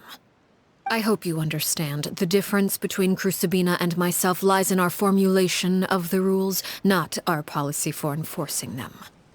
Upholding the rules without question is a trait we both share, because that is how a household should be run. Is this really what you want to do? Whatever could you mean? Don't you want to say a proper goodbye at least? Whether as a killer or as a father, there are two things that must be avoided at all costs: anger and sorrow. Anger makes you impulsive. Sorrow causes you to waver. Well, it appears it's about time to proceed. Before we arrived, I told some of my well-behaved children to bring our troublemakers here by nightfall. I do believe I've kept my end of the deal. I give your friends quite a bit more time. As for what happens now, we'll just have to wait and see.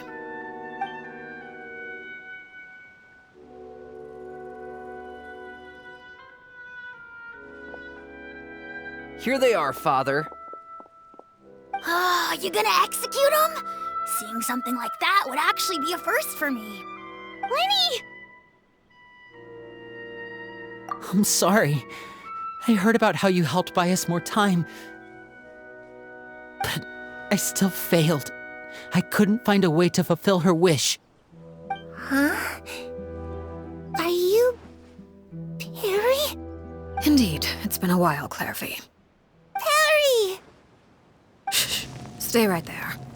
I'm sorry to postpone our reunion, but first I believe certain scores need settling.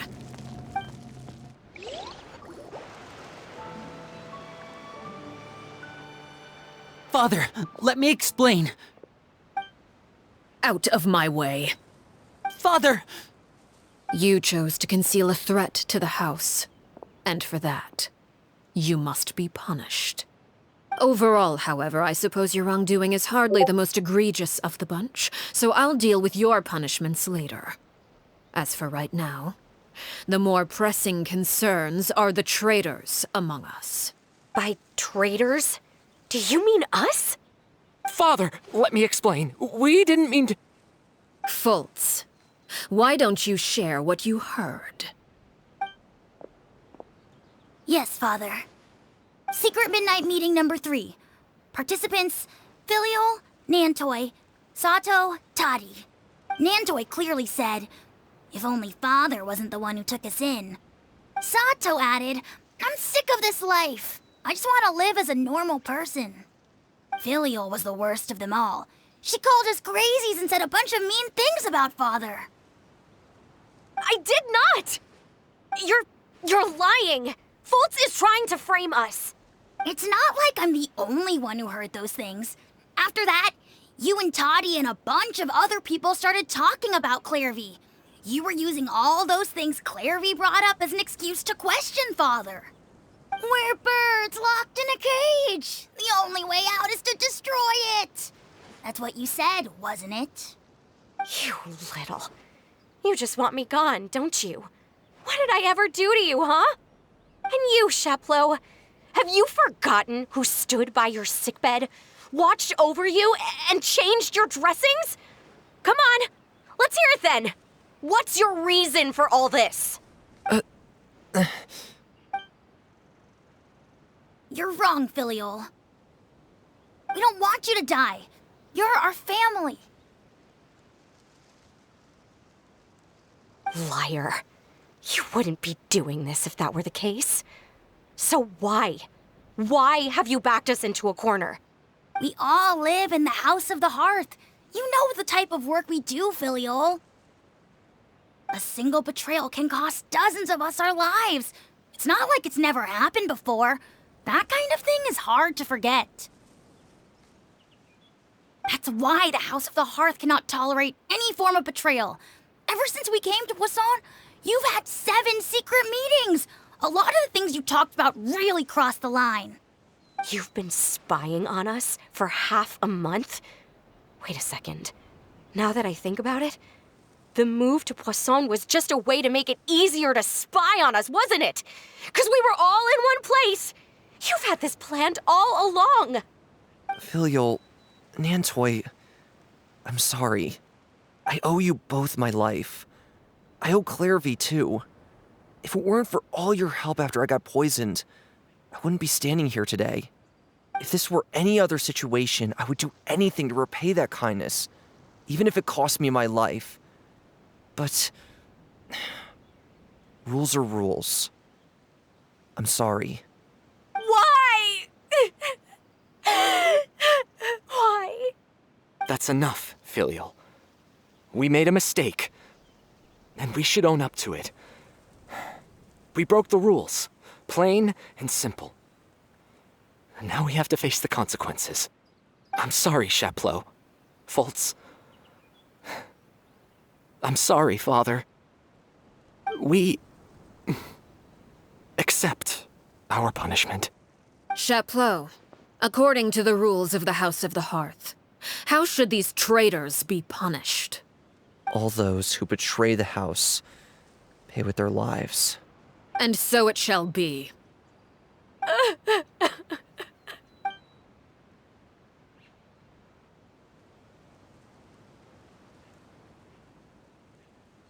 Father, please wait! Something you want to say, Linny? Please reconsider, Father. What Filial and the others did, does it really count as betrayal? We all come from broken families. From the very first day we joined the House of the Hearth, we wanted nothing more than to make it a real home. But the truth is, none of us know what a real home should look like. I'm not saying I have all the answers. All I know is this. Killing Filial and the others may uphold the rules, but doing so will only bring us further away from being a real family than we've ever been. So please, Father, please reconsider. I agree with Linny. Father, please. Linny, you... I also agree with Linny. An order once given cannot be rescinded.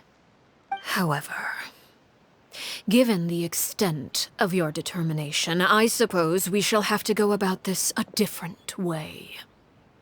Draw your weapons and face me. Our weapons? Father, are you referring to a duel? Precisely. The rules of the house will not be altered. Traitors must be punished. However, Resolving disputes with a duel is also one of our rules, one that also applies to me. Demonstrate a sufficient showing of strength, and I shall offer a concession. Wait. Beat Father in a duel? Impossible. Father is way too strong, even for Lenny.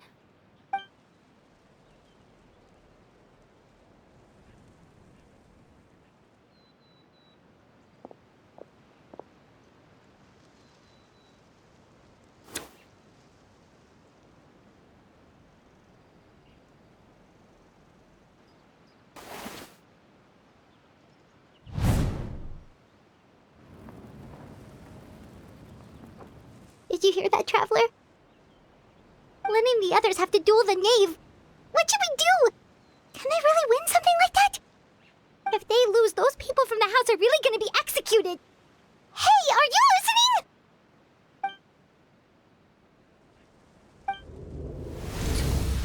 Don't you want to say a proper goodbye at least? Anger makes you impulsive. Sorrow causes you to waver.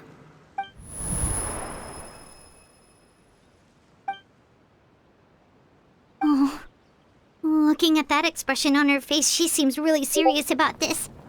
Guess that means there's no chance she's throwing the duel on purpose, huh? When guests are around, families are often on their best behavior.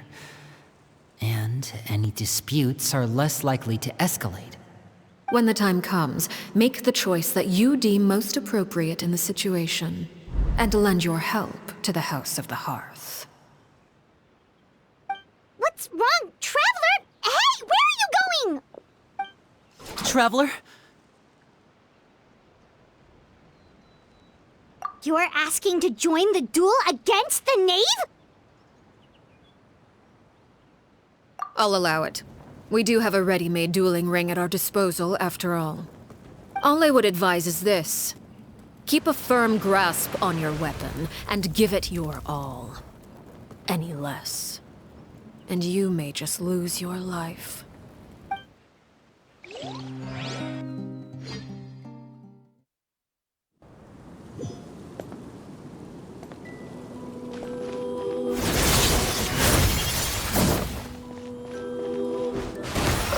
Bombs away!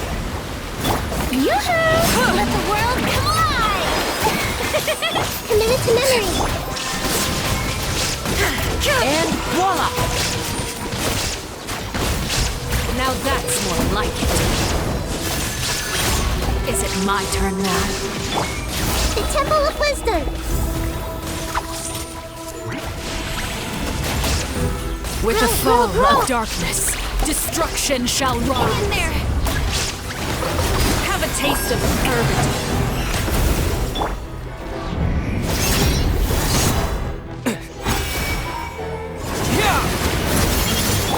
Now you shall perish! Is it my turn now? I really have to draw my blade. Look at you. Trapped like a bunch of helpless animals. Water jet! How amusing. Time to shine! Make yourself a move! This was unwise. Hey! Now's our chance! Closer now. Water jet! Illusion shattered. Torn to oblivion. Not bad. You've proven to be a worthy opponent after all. Hang in there! Running is of little use.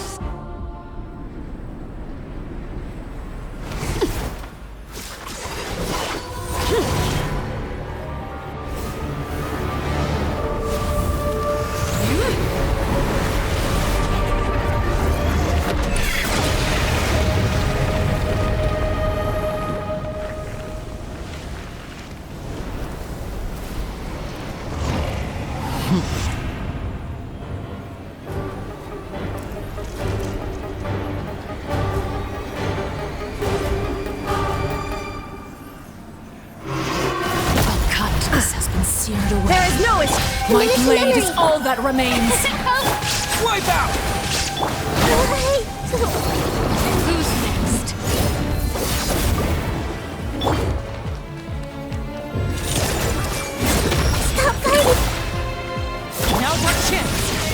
here!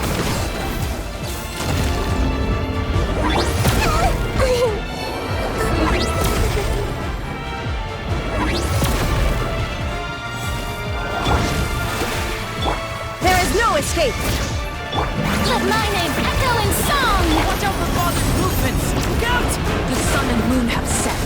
Only ruin remains. You struggle in vain. Shine down!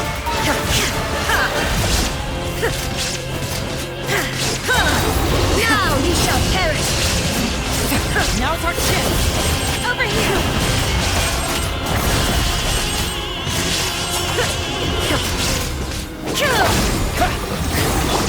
May I present? There is no escape! Watch out for father's movements! Look out! Illusion shattered!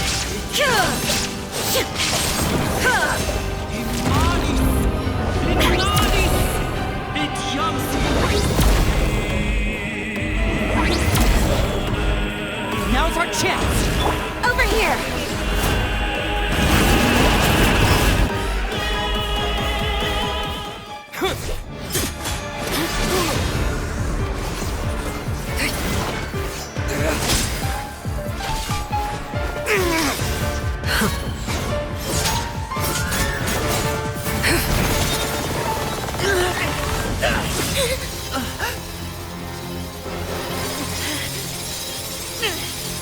You should know better than to crowd in one place.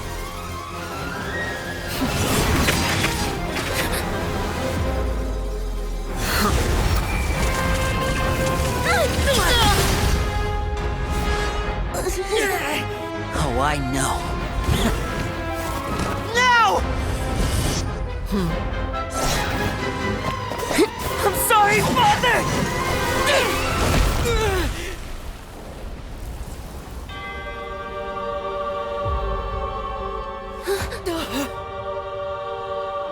Sorry for what? This pitiful excuse for an attack?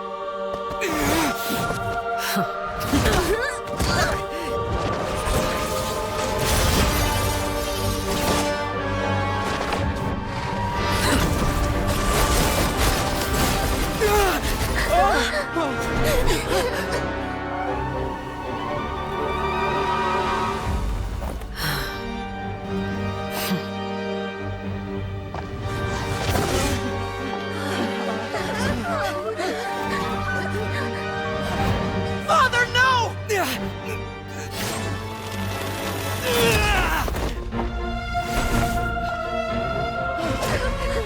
Made it out, did you? You're stronger than I expected.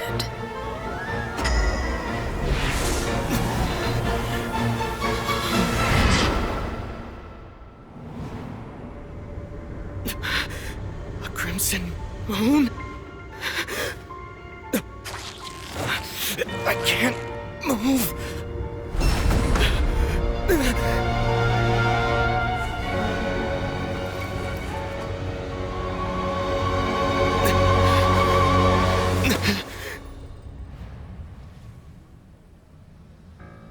Still, not strong enough to beat me.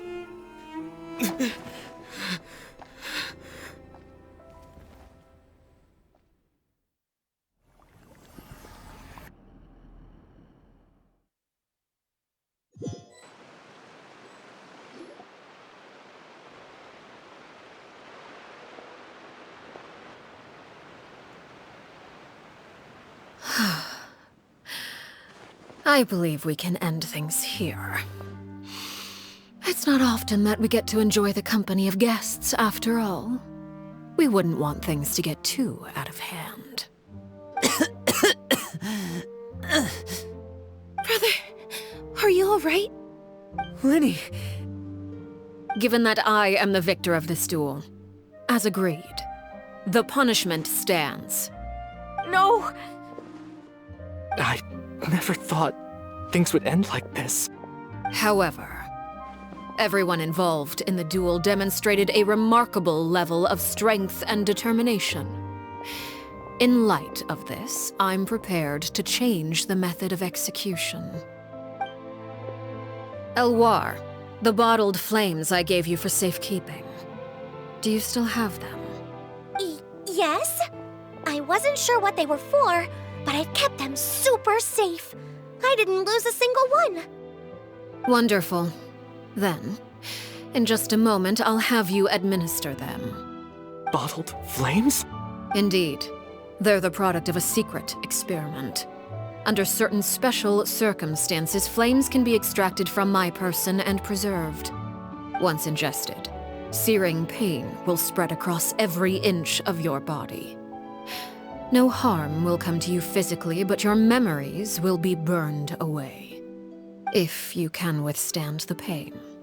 When you awake, you'll have forgotten everything you know about the House of the Hearth, and will be expelled from the organization. In other words, administering this concoction will kill the version of you that grew up in the house, and give you a new identity.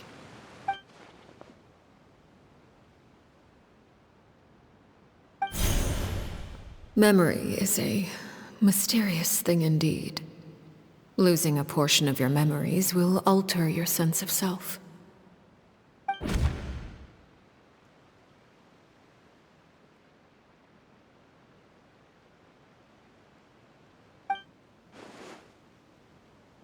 So, you're just letting us go, Father?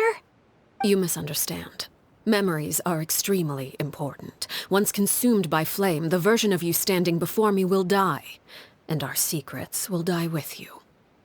So no, I don't intend to just let you go, because the person who survives will be nothing but a stranger. Even so, I won't have to live in fear anymore. I'm sorry, Father. I'm sorry I let you down. But I really... Don't cry, filial. You haven't left the house yet, so there are still rules to be followed, yes? Remember what I taught you. Anger makes you impulsive, sorrow causes you to waver. Don't let yourself be controlled by your emotions. Of course. I'll remember. Dry your tears, and go pursue the life you really want. Yes, Father. Chaplot, Foltz, Elwar, take them back to Poisson. And bring Linny and the others as well. I prepared 3 extra vials of bottled flames. As for whether to take them, the choice is yours. Goodbye, children. The next time we meet, I will no longer be your father. Thank you for all you've done for the house. I hope you have bright futures ahead of you.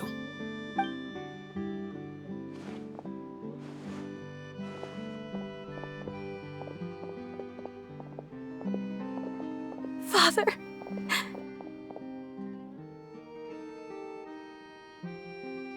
Let's go.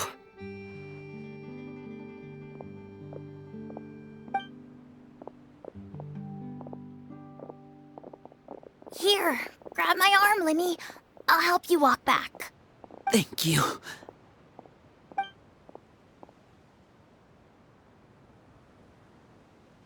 Clairvy.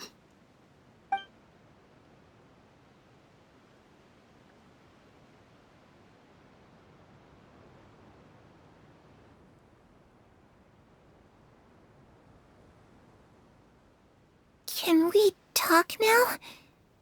I've been waiting for a super long time. You really are Perry, aren't you? I haven't seen you in so long. How come you're all grown up? Wait, did I somehow travel to the future on accident? Or am I dreaming? What a long dream. Neither. You died, Clairvy. That's what happened. You could have at least sugarcoated it a little. Look, she's so speechless. Oh. Okay then. Huh? That's it? You accepted it just like that? Yep. If that's what Perry says happened, then I believe her. Perry wouldn't lie to me. Plus, I don't really need to know why I'm like this. I'm more curious about what happens in the future. If you're a harbinger now, Perry, that means Mother's gone, isn't she? Can you tell me about it? I want to know what happened to her. And to me. You never stopped trying to defy fate. At first, no one believed you. You could only vent your frustrations to the moon. In fact, you often sought comfort in the night sky. You wanted to see the aurora, so one night we promised each other we would go to Snezhnaya to see it together. Later on, you tried to run away, but you were brought back each time. Mother spared your life, but it wasn't out of kindness. Instead, she decided to make an example of you by slowly torturing you over time. That way, the other children would know what happens to traitors. Still, you never gave up. Mother hoped that through ruthless duel after ruthless duel, she would be able to crown an ultimate victor among the children she raised. But you called on everyone to unite, to fight to a draw in order to reduce casualties. Your efforts may have only delayed the inevitable, but still. You gave them hope. You tried everything you could think of, but every attempt ended in failure. Still, you never turned your sword on Crucibina, and you never turned it on me. On that gloomy day, you told me, "For the last 16 years of my life, I've done everything I can to fight for freedom. But now, I realize that the only freedom I truly possess is the freedom to choose to die." I never imagined I would say something like that. I must have been feeling really worn down. But somehow, I still think I understand. According to Mother's plan, only one of us was going to make it until the end. And I always hoped that person would be you. If I could do it all over again, I still don't think I would make a different choice. Even when I first met you, I knew you'd be able to do what I couldn't. Is that so? Even now, I'm not sure I truly understand what kind of freedom you were trying to pursue. But as the head of the House of the Hearth, and as the children's father, I've tried to give them the most basic of freedoms. The freedom to choose their own fate. It's something I discussed with the Eudex of Fontaine. The children who want to leave the house will have their memories wiped clean of all secrets pertaining to the organization. In return, they will be allowed to live a normal life in Fontaine without being prosecuted for their past. Of course, I won't simply hand freedom to them on a silver platter. They have to fight for it and prove themselves worthy of it. Only freedom that is earned has true value. That's more than enough. That's exactly the kind of life I was fighting for. You know, Perry, I think you're a pretty amazing king, and a really great father, too. I'm really happy that you're the one who took over the house. I guess I do have one regret, though. I still haven't seen the outside world. Well, it just so happens that our dear guests over here have been to many nations and traveled to countless places. Perhaps they would be willing to tell you what the outside world is like. Really? Of course! We've traveled all over the place. We've got so many stories, we could probably talk your ears off for 3 days straight.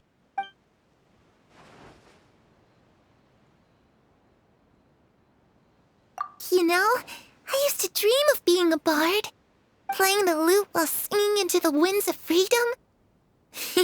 Even if there was no one there to listen, I would have continued to sing no matter what. Ah, that's where Mora comes from. I never knew that before. If I had some Mora, I would buy 3 new dresses. One for me, one for Perry, and one for Mother. It's just too bad Perry doesn't like wearing dresses. And Mother, well, she probably wouldn't accept something like that either. I guess I'd just have to keep them all for me then. I could wear a different one every day.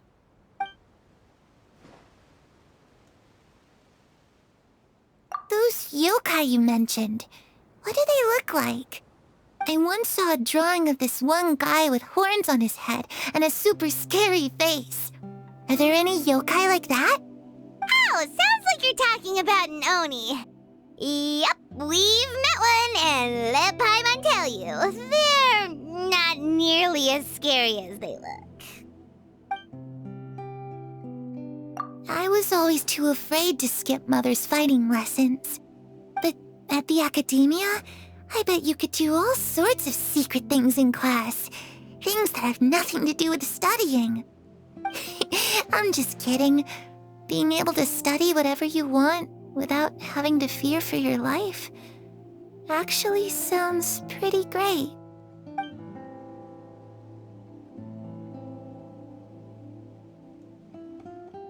The situation was super dangerous. Lenny and Lynette were accused of committing a crime, and they were going to have to stand trial at the Opera Epicles. Oh no, that must have been hard for all of you. What happened next? Don't worry, we were able to turn the situation around super quickly, all thanks to Detective Paimon, of course. How'd you do that? Come on, tell me. Okay, so it was like this. After the failed magic show, we rushed to the scene and...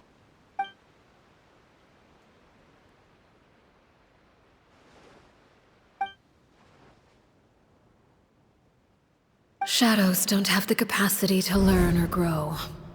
Any new information they encounter is quickly forgotten over time.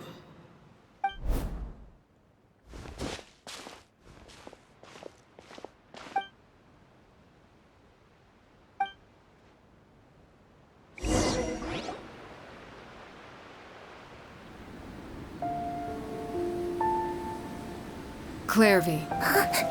You've worked tirelessly from the shadows to overthrow the House of the Hearth. Now, by my authority as the Knave, I shall announce how this matter ends. You are hereby expelled from the House of the Hearth. You are no longer tied to this place, nor are you bound by its rules. You're saying that I can finally leave? I get to experience the outside world as well? I almost forgot. There's no getting older for me. Still, seeing who you grew up to be makes me really happy, Parallel. Take care of yourself. Goodbye. May we meet again someday.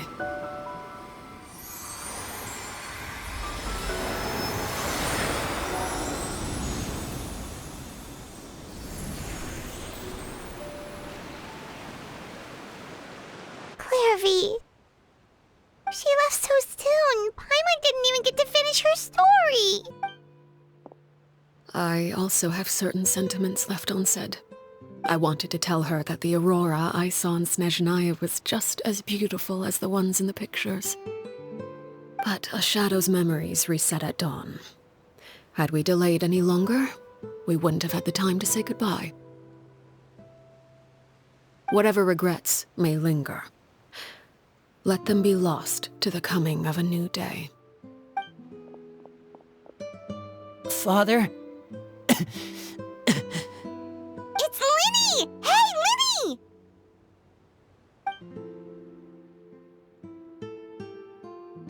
What is he doing back here? Let's go check it out.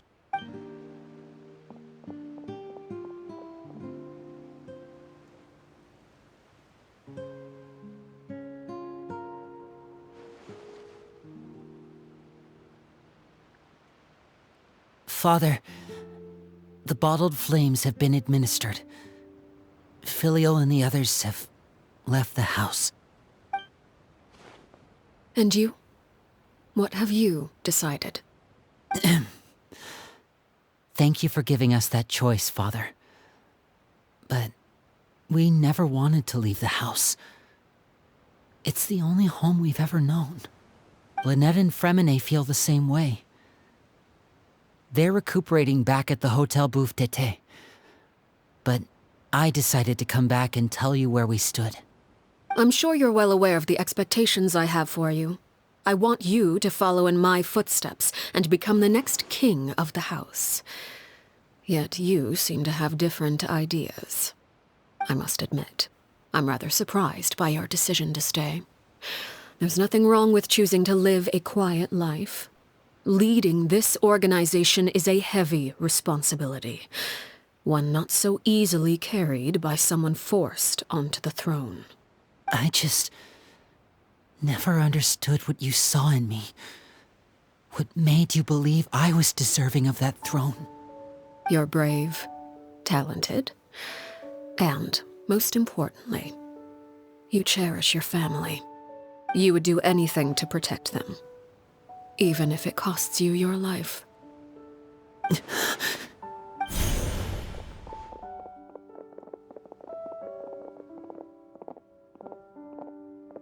Speaking up back there was so brave of you, Linny. It's all thanks to you that we were able to convince Father to back down. You're a hero, Linny. Hero? Father is the real hero. Had Father gone all out during the duel, there's no way I would have walked away with my life.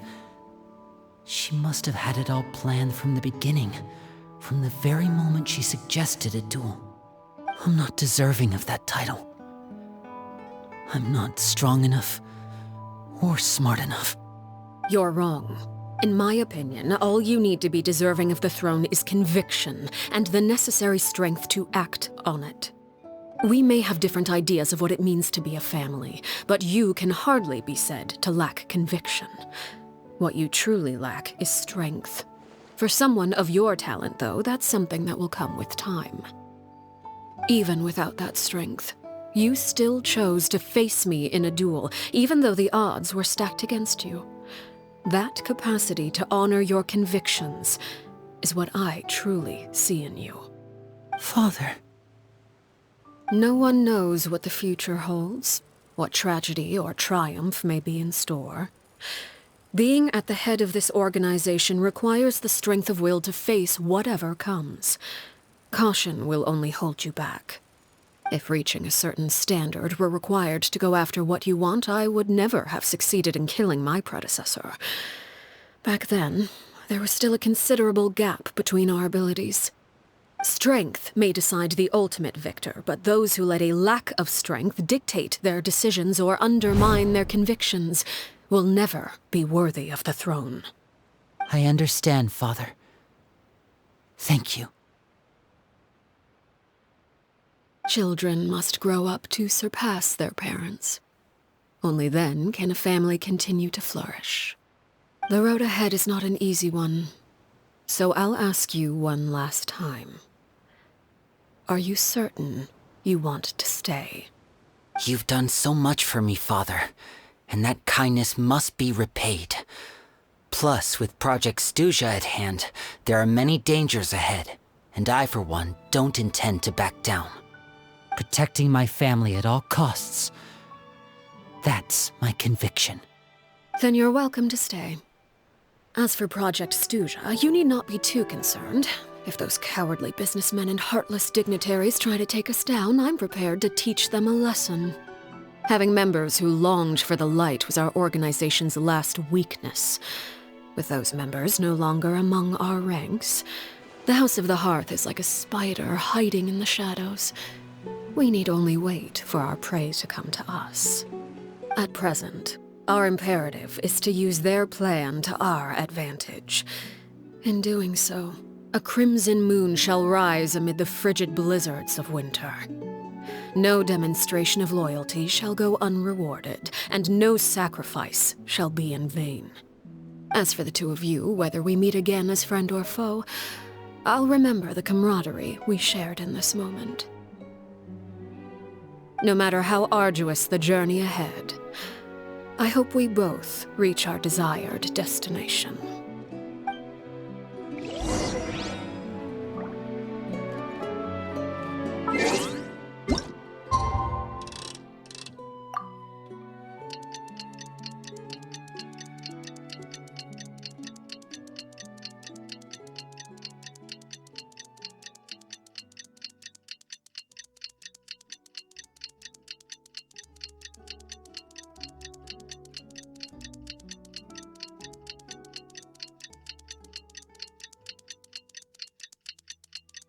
Boring! Didn't Linny say that Lynette and Fremine were recovering at the Hotel Booth Hay? Oh, Paimon wonders how they're doing. Maybe we should go check on them.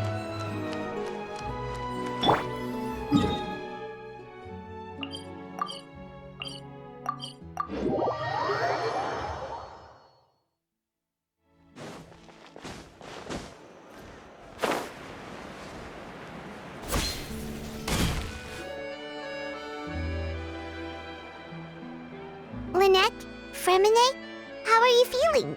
Much better. Whew, what a relief. What about you? Are you feeling alright? I knew you'd come out unscathed. Us, on the other hand, well, we've been bedridden for 2 days. I couldn't even turn over.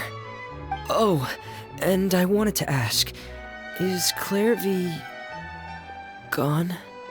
Linny and the other members have left Poisson and returned to the House of the Hearth. According to him, there haven't been any more sightings of a spirit roaming the house. I see. I'm glad. Father came to check up on us 2 days ago and told us about what happened with Crusabina and Clairvy. Actually, I've met Crusabina before. Wait, what? You've met the former knave? Crusabina died a year after Clairvy.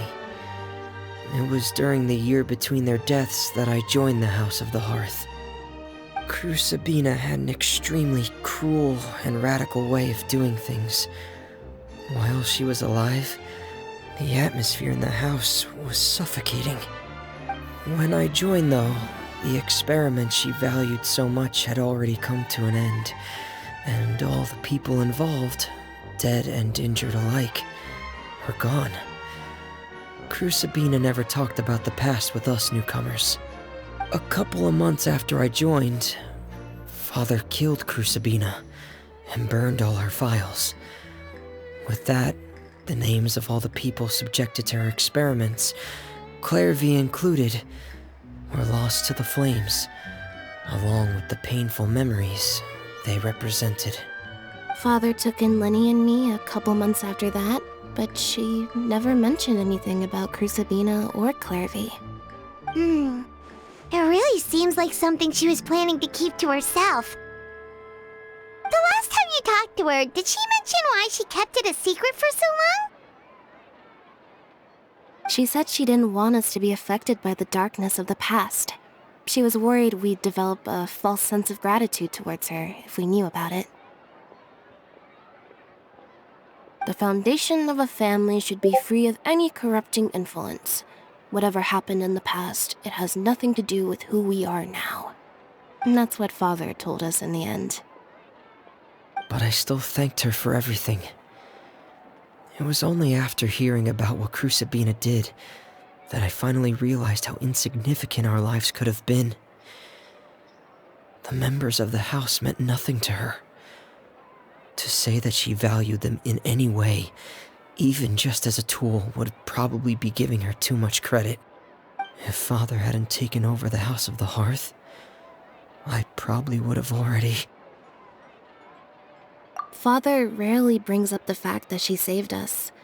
She doesn't believe that being indebted to her should be what ties us together. But even if we didn't owe her anything, we would still choose to stay. Because this is our home. We may have arguments or times when we feel wronged.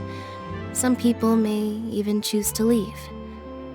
But as long as Father is here, we will always have a home. Whether the path before us is bathed in sunlight or shrouded in shadow. So I wanted to say thank you for helping us make it through this crisis. Without your help, we could have lost a lot more along the way. Oh, we didn't do anything, really. Of course. You're welcome anytime. Are Filial and Nantoy okay? I actually saw them at a cafe this morning. They didn't recognize me. From what I could tell, they were drinking coffee and talking about one of the operas that started running recently. They seemed happy. If I had to take a guess, I would say they finally found the kind of life they always wished for.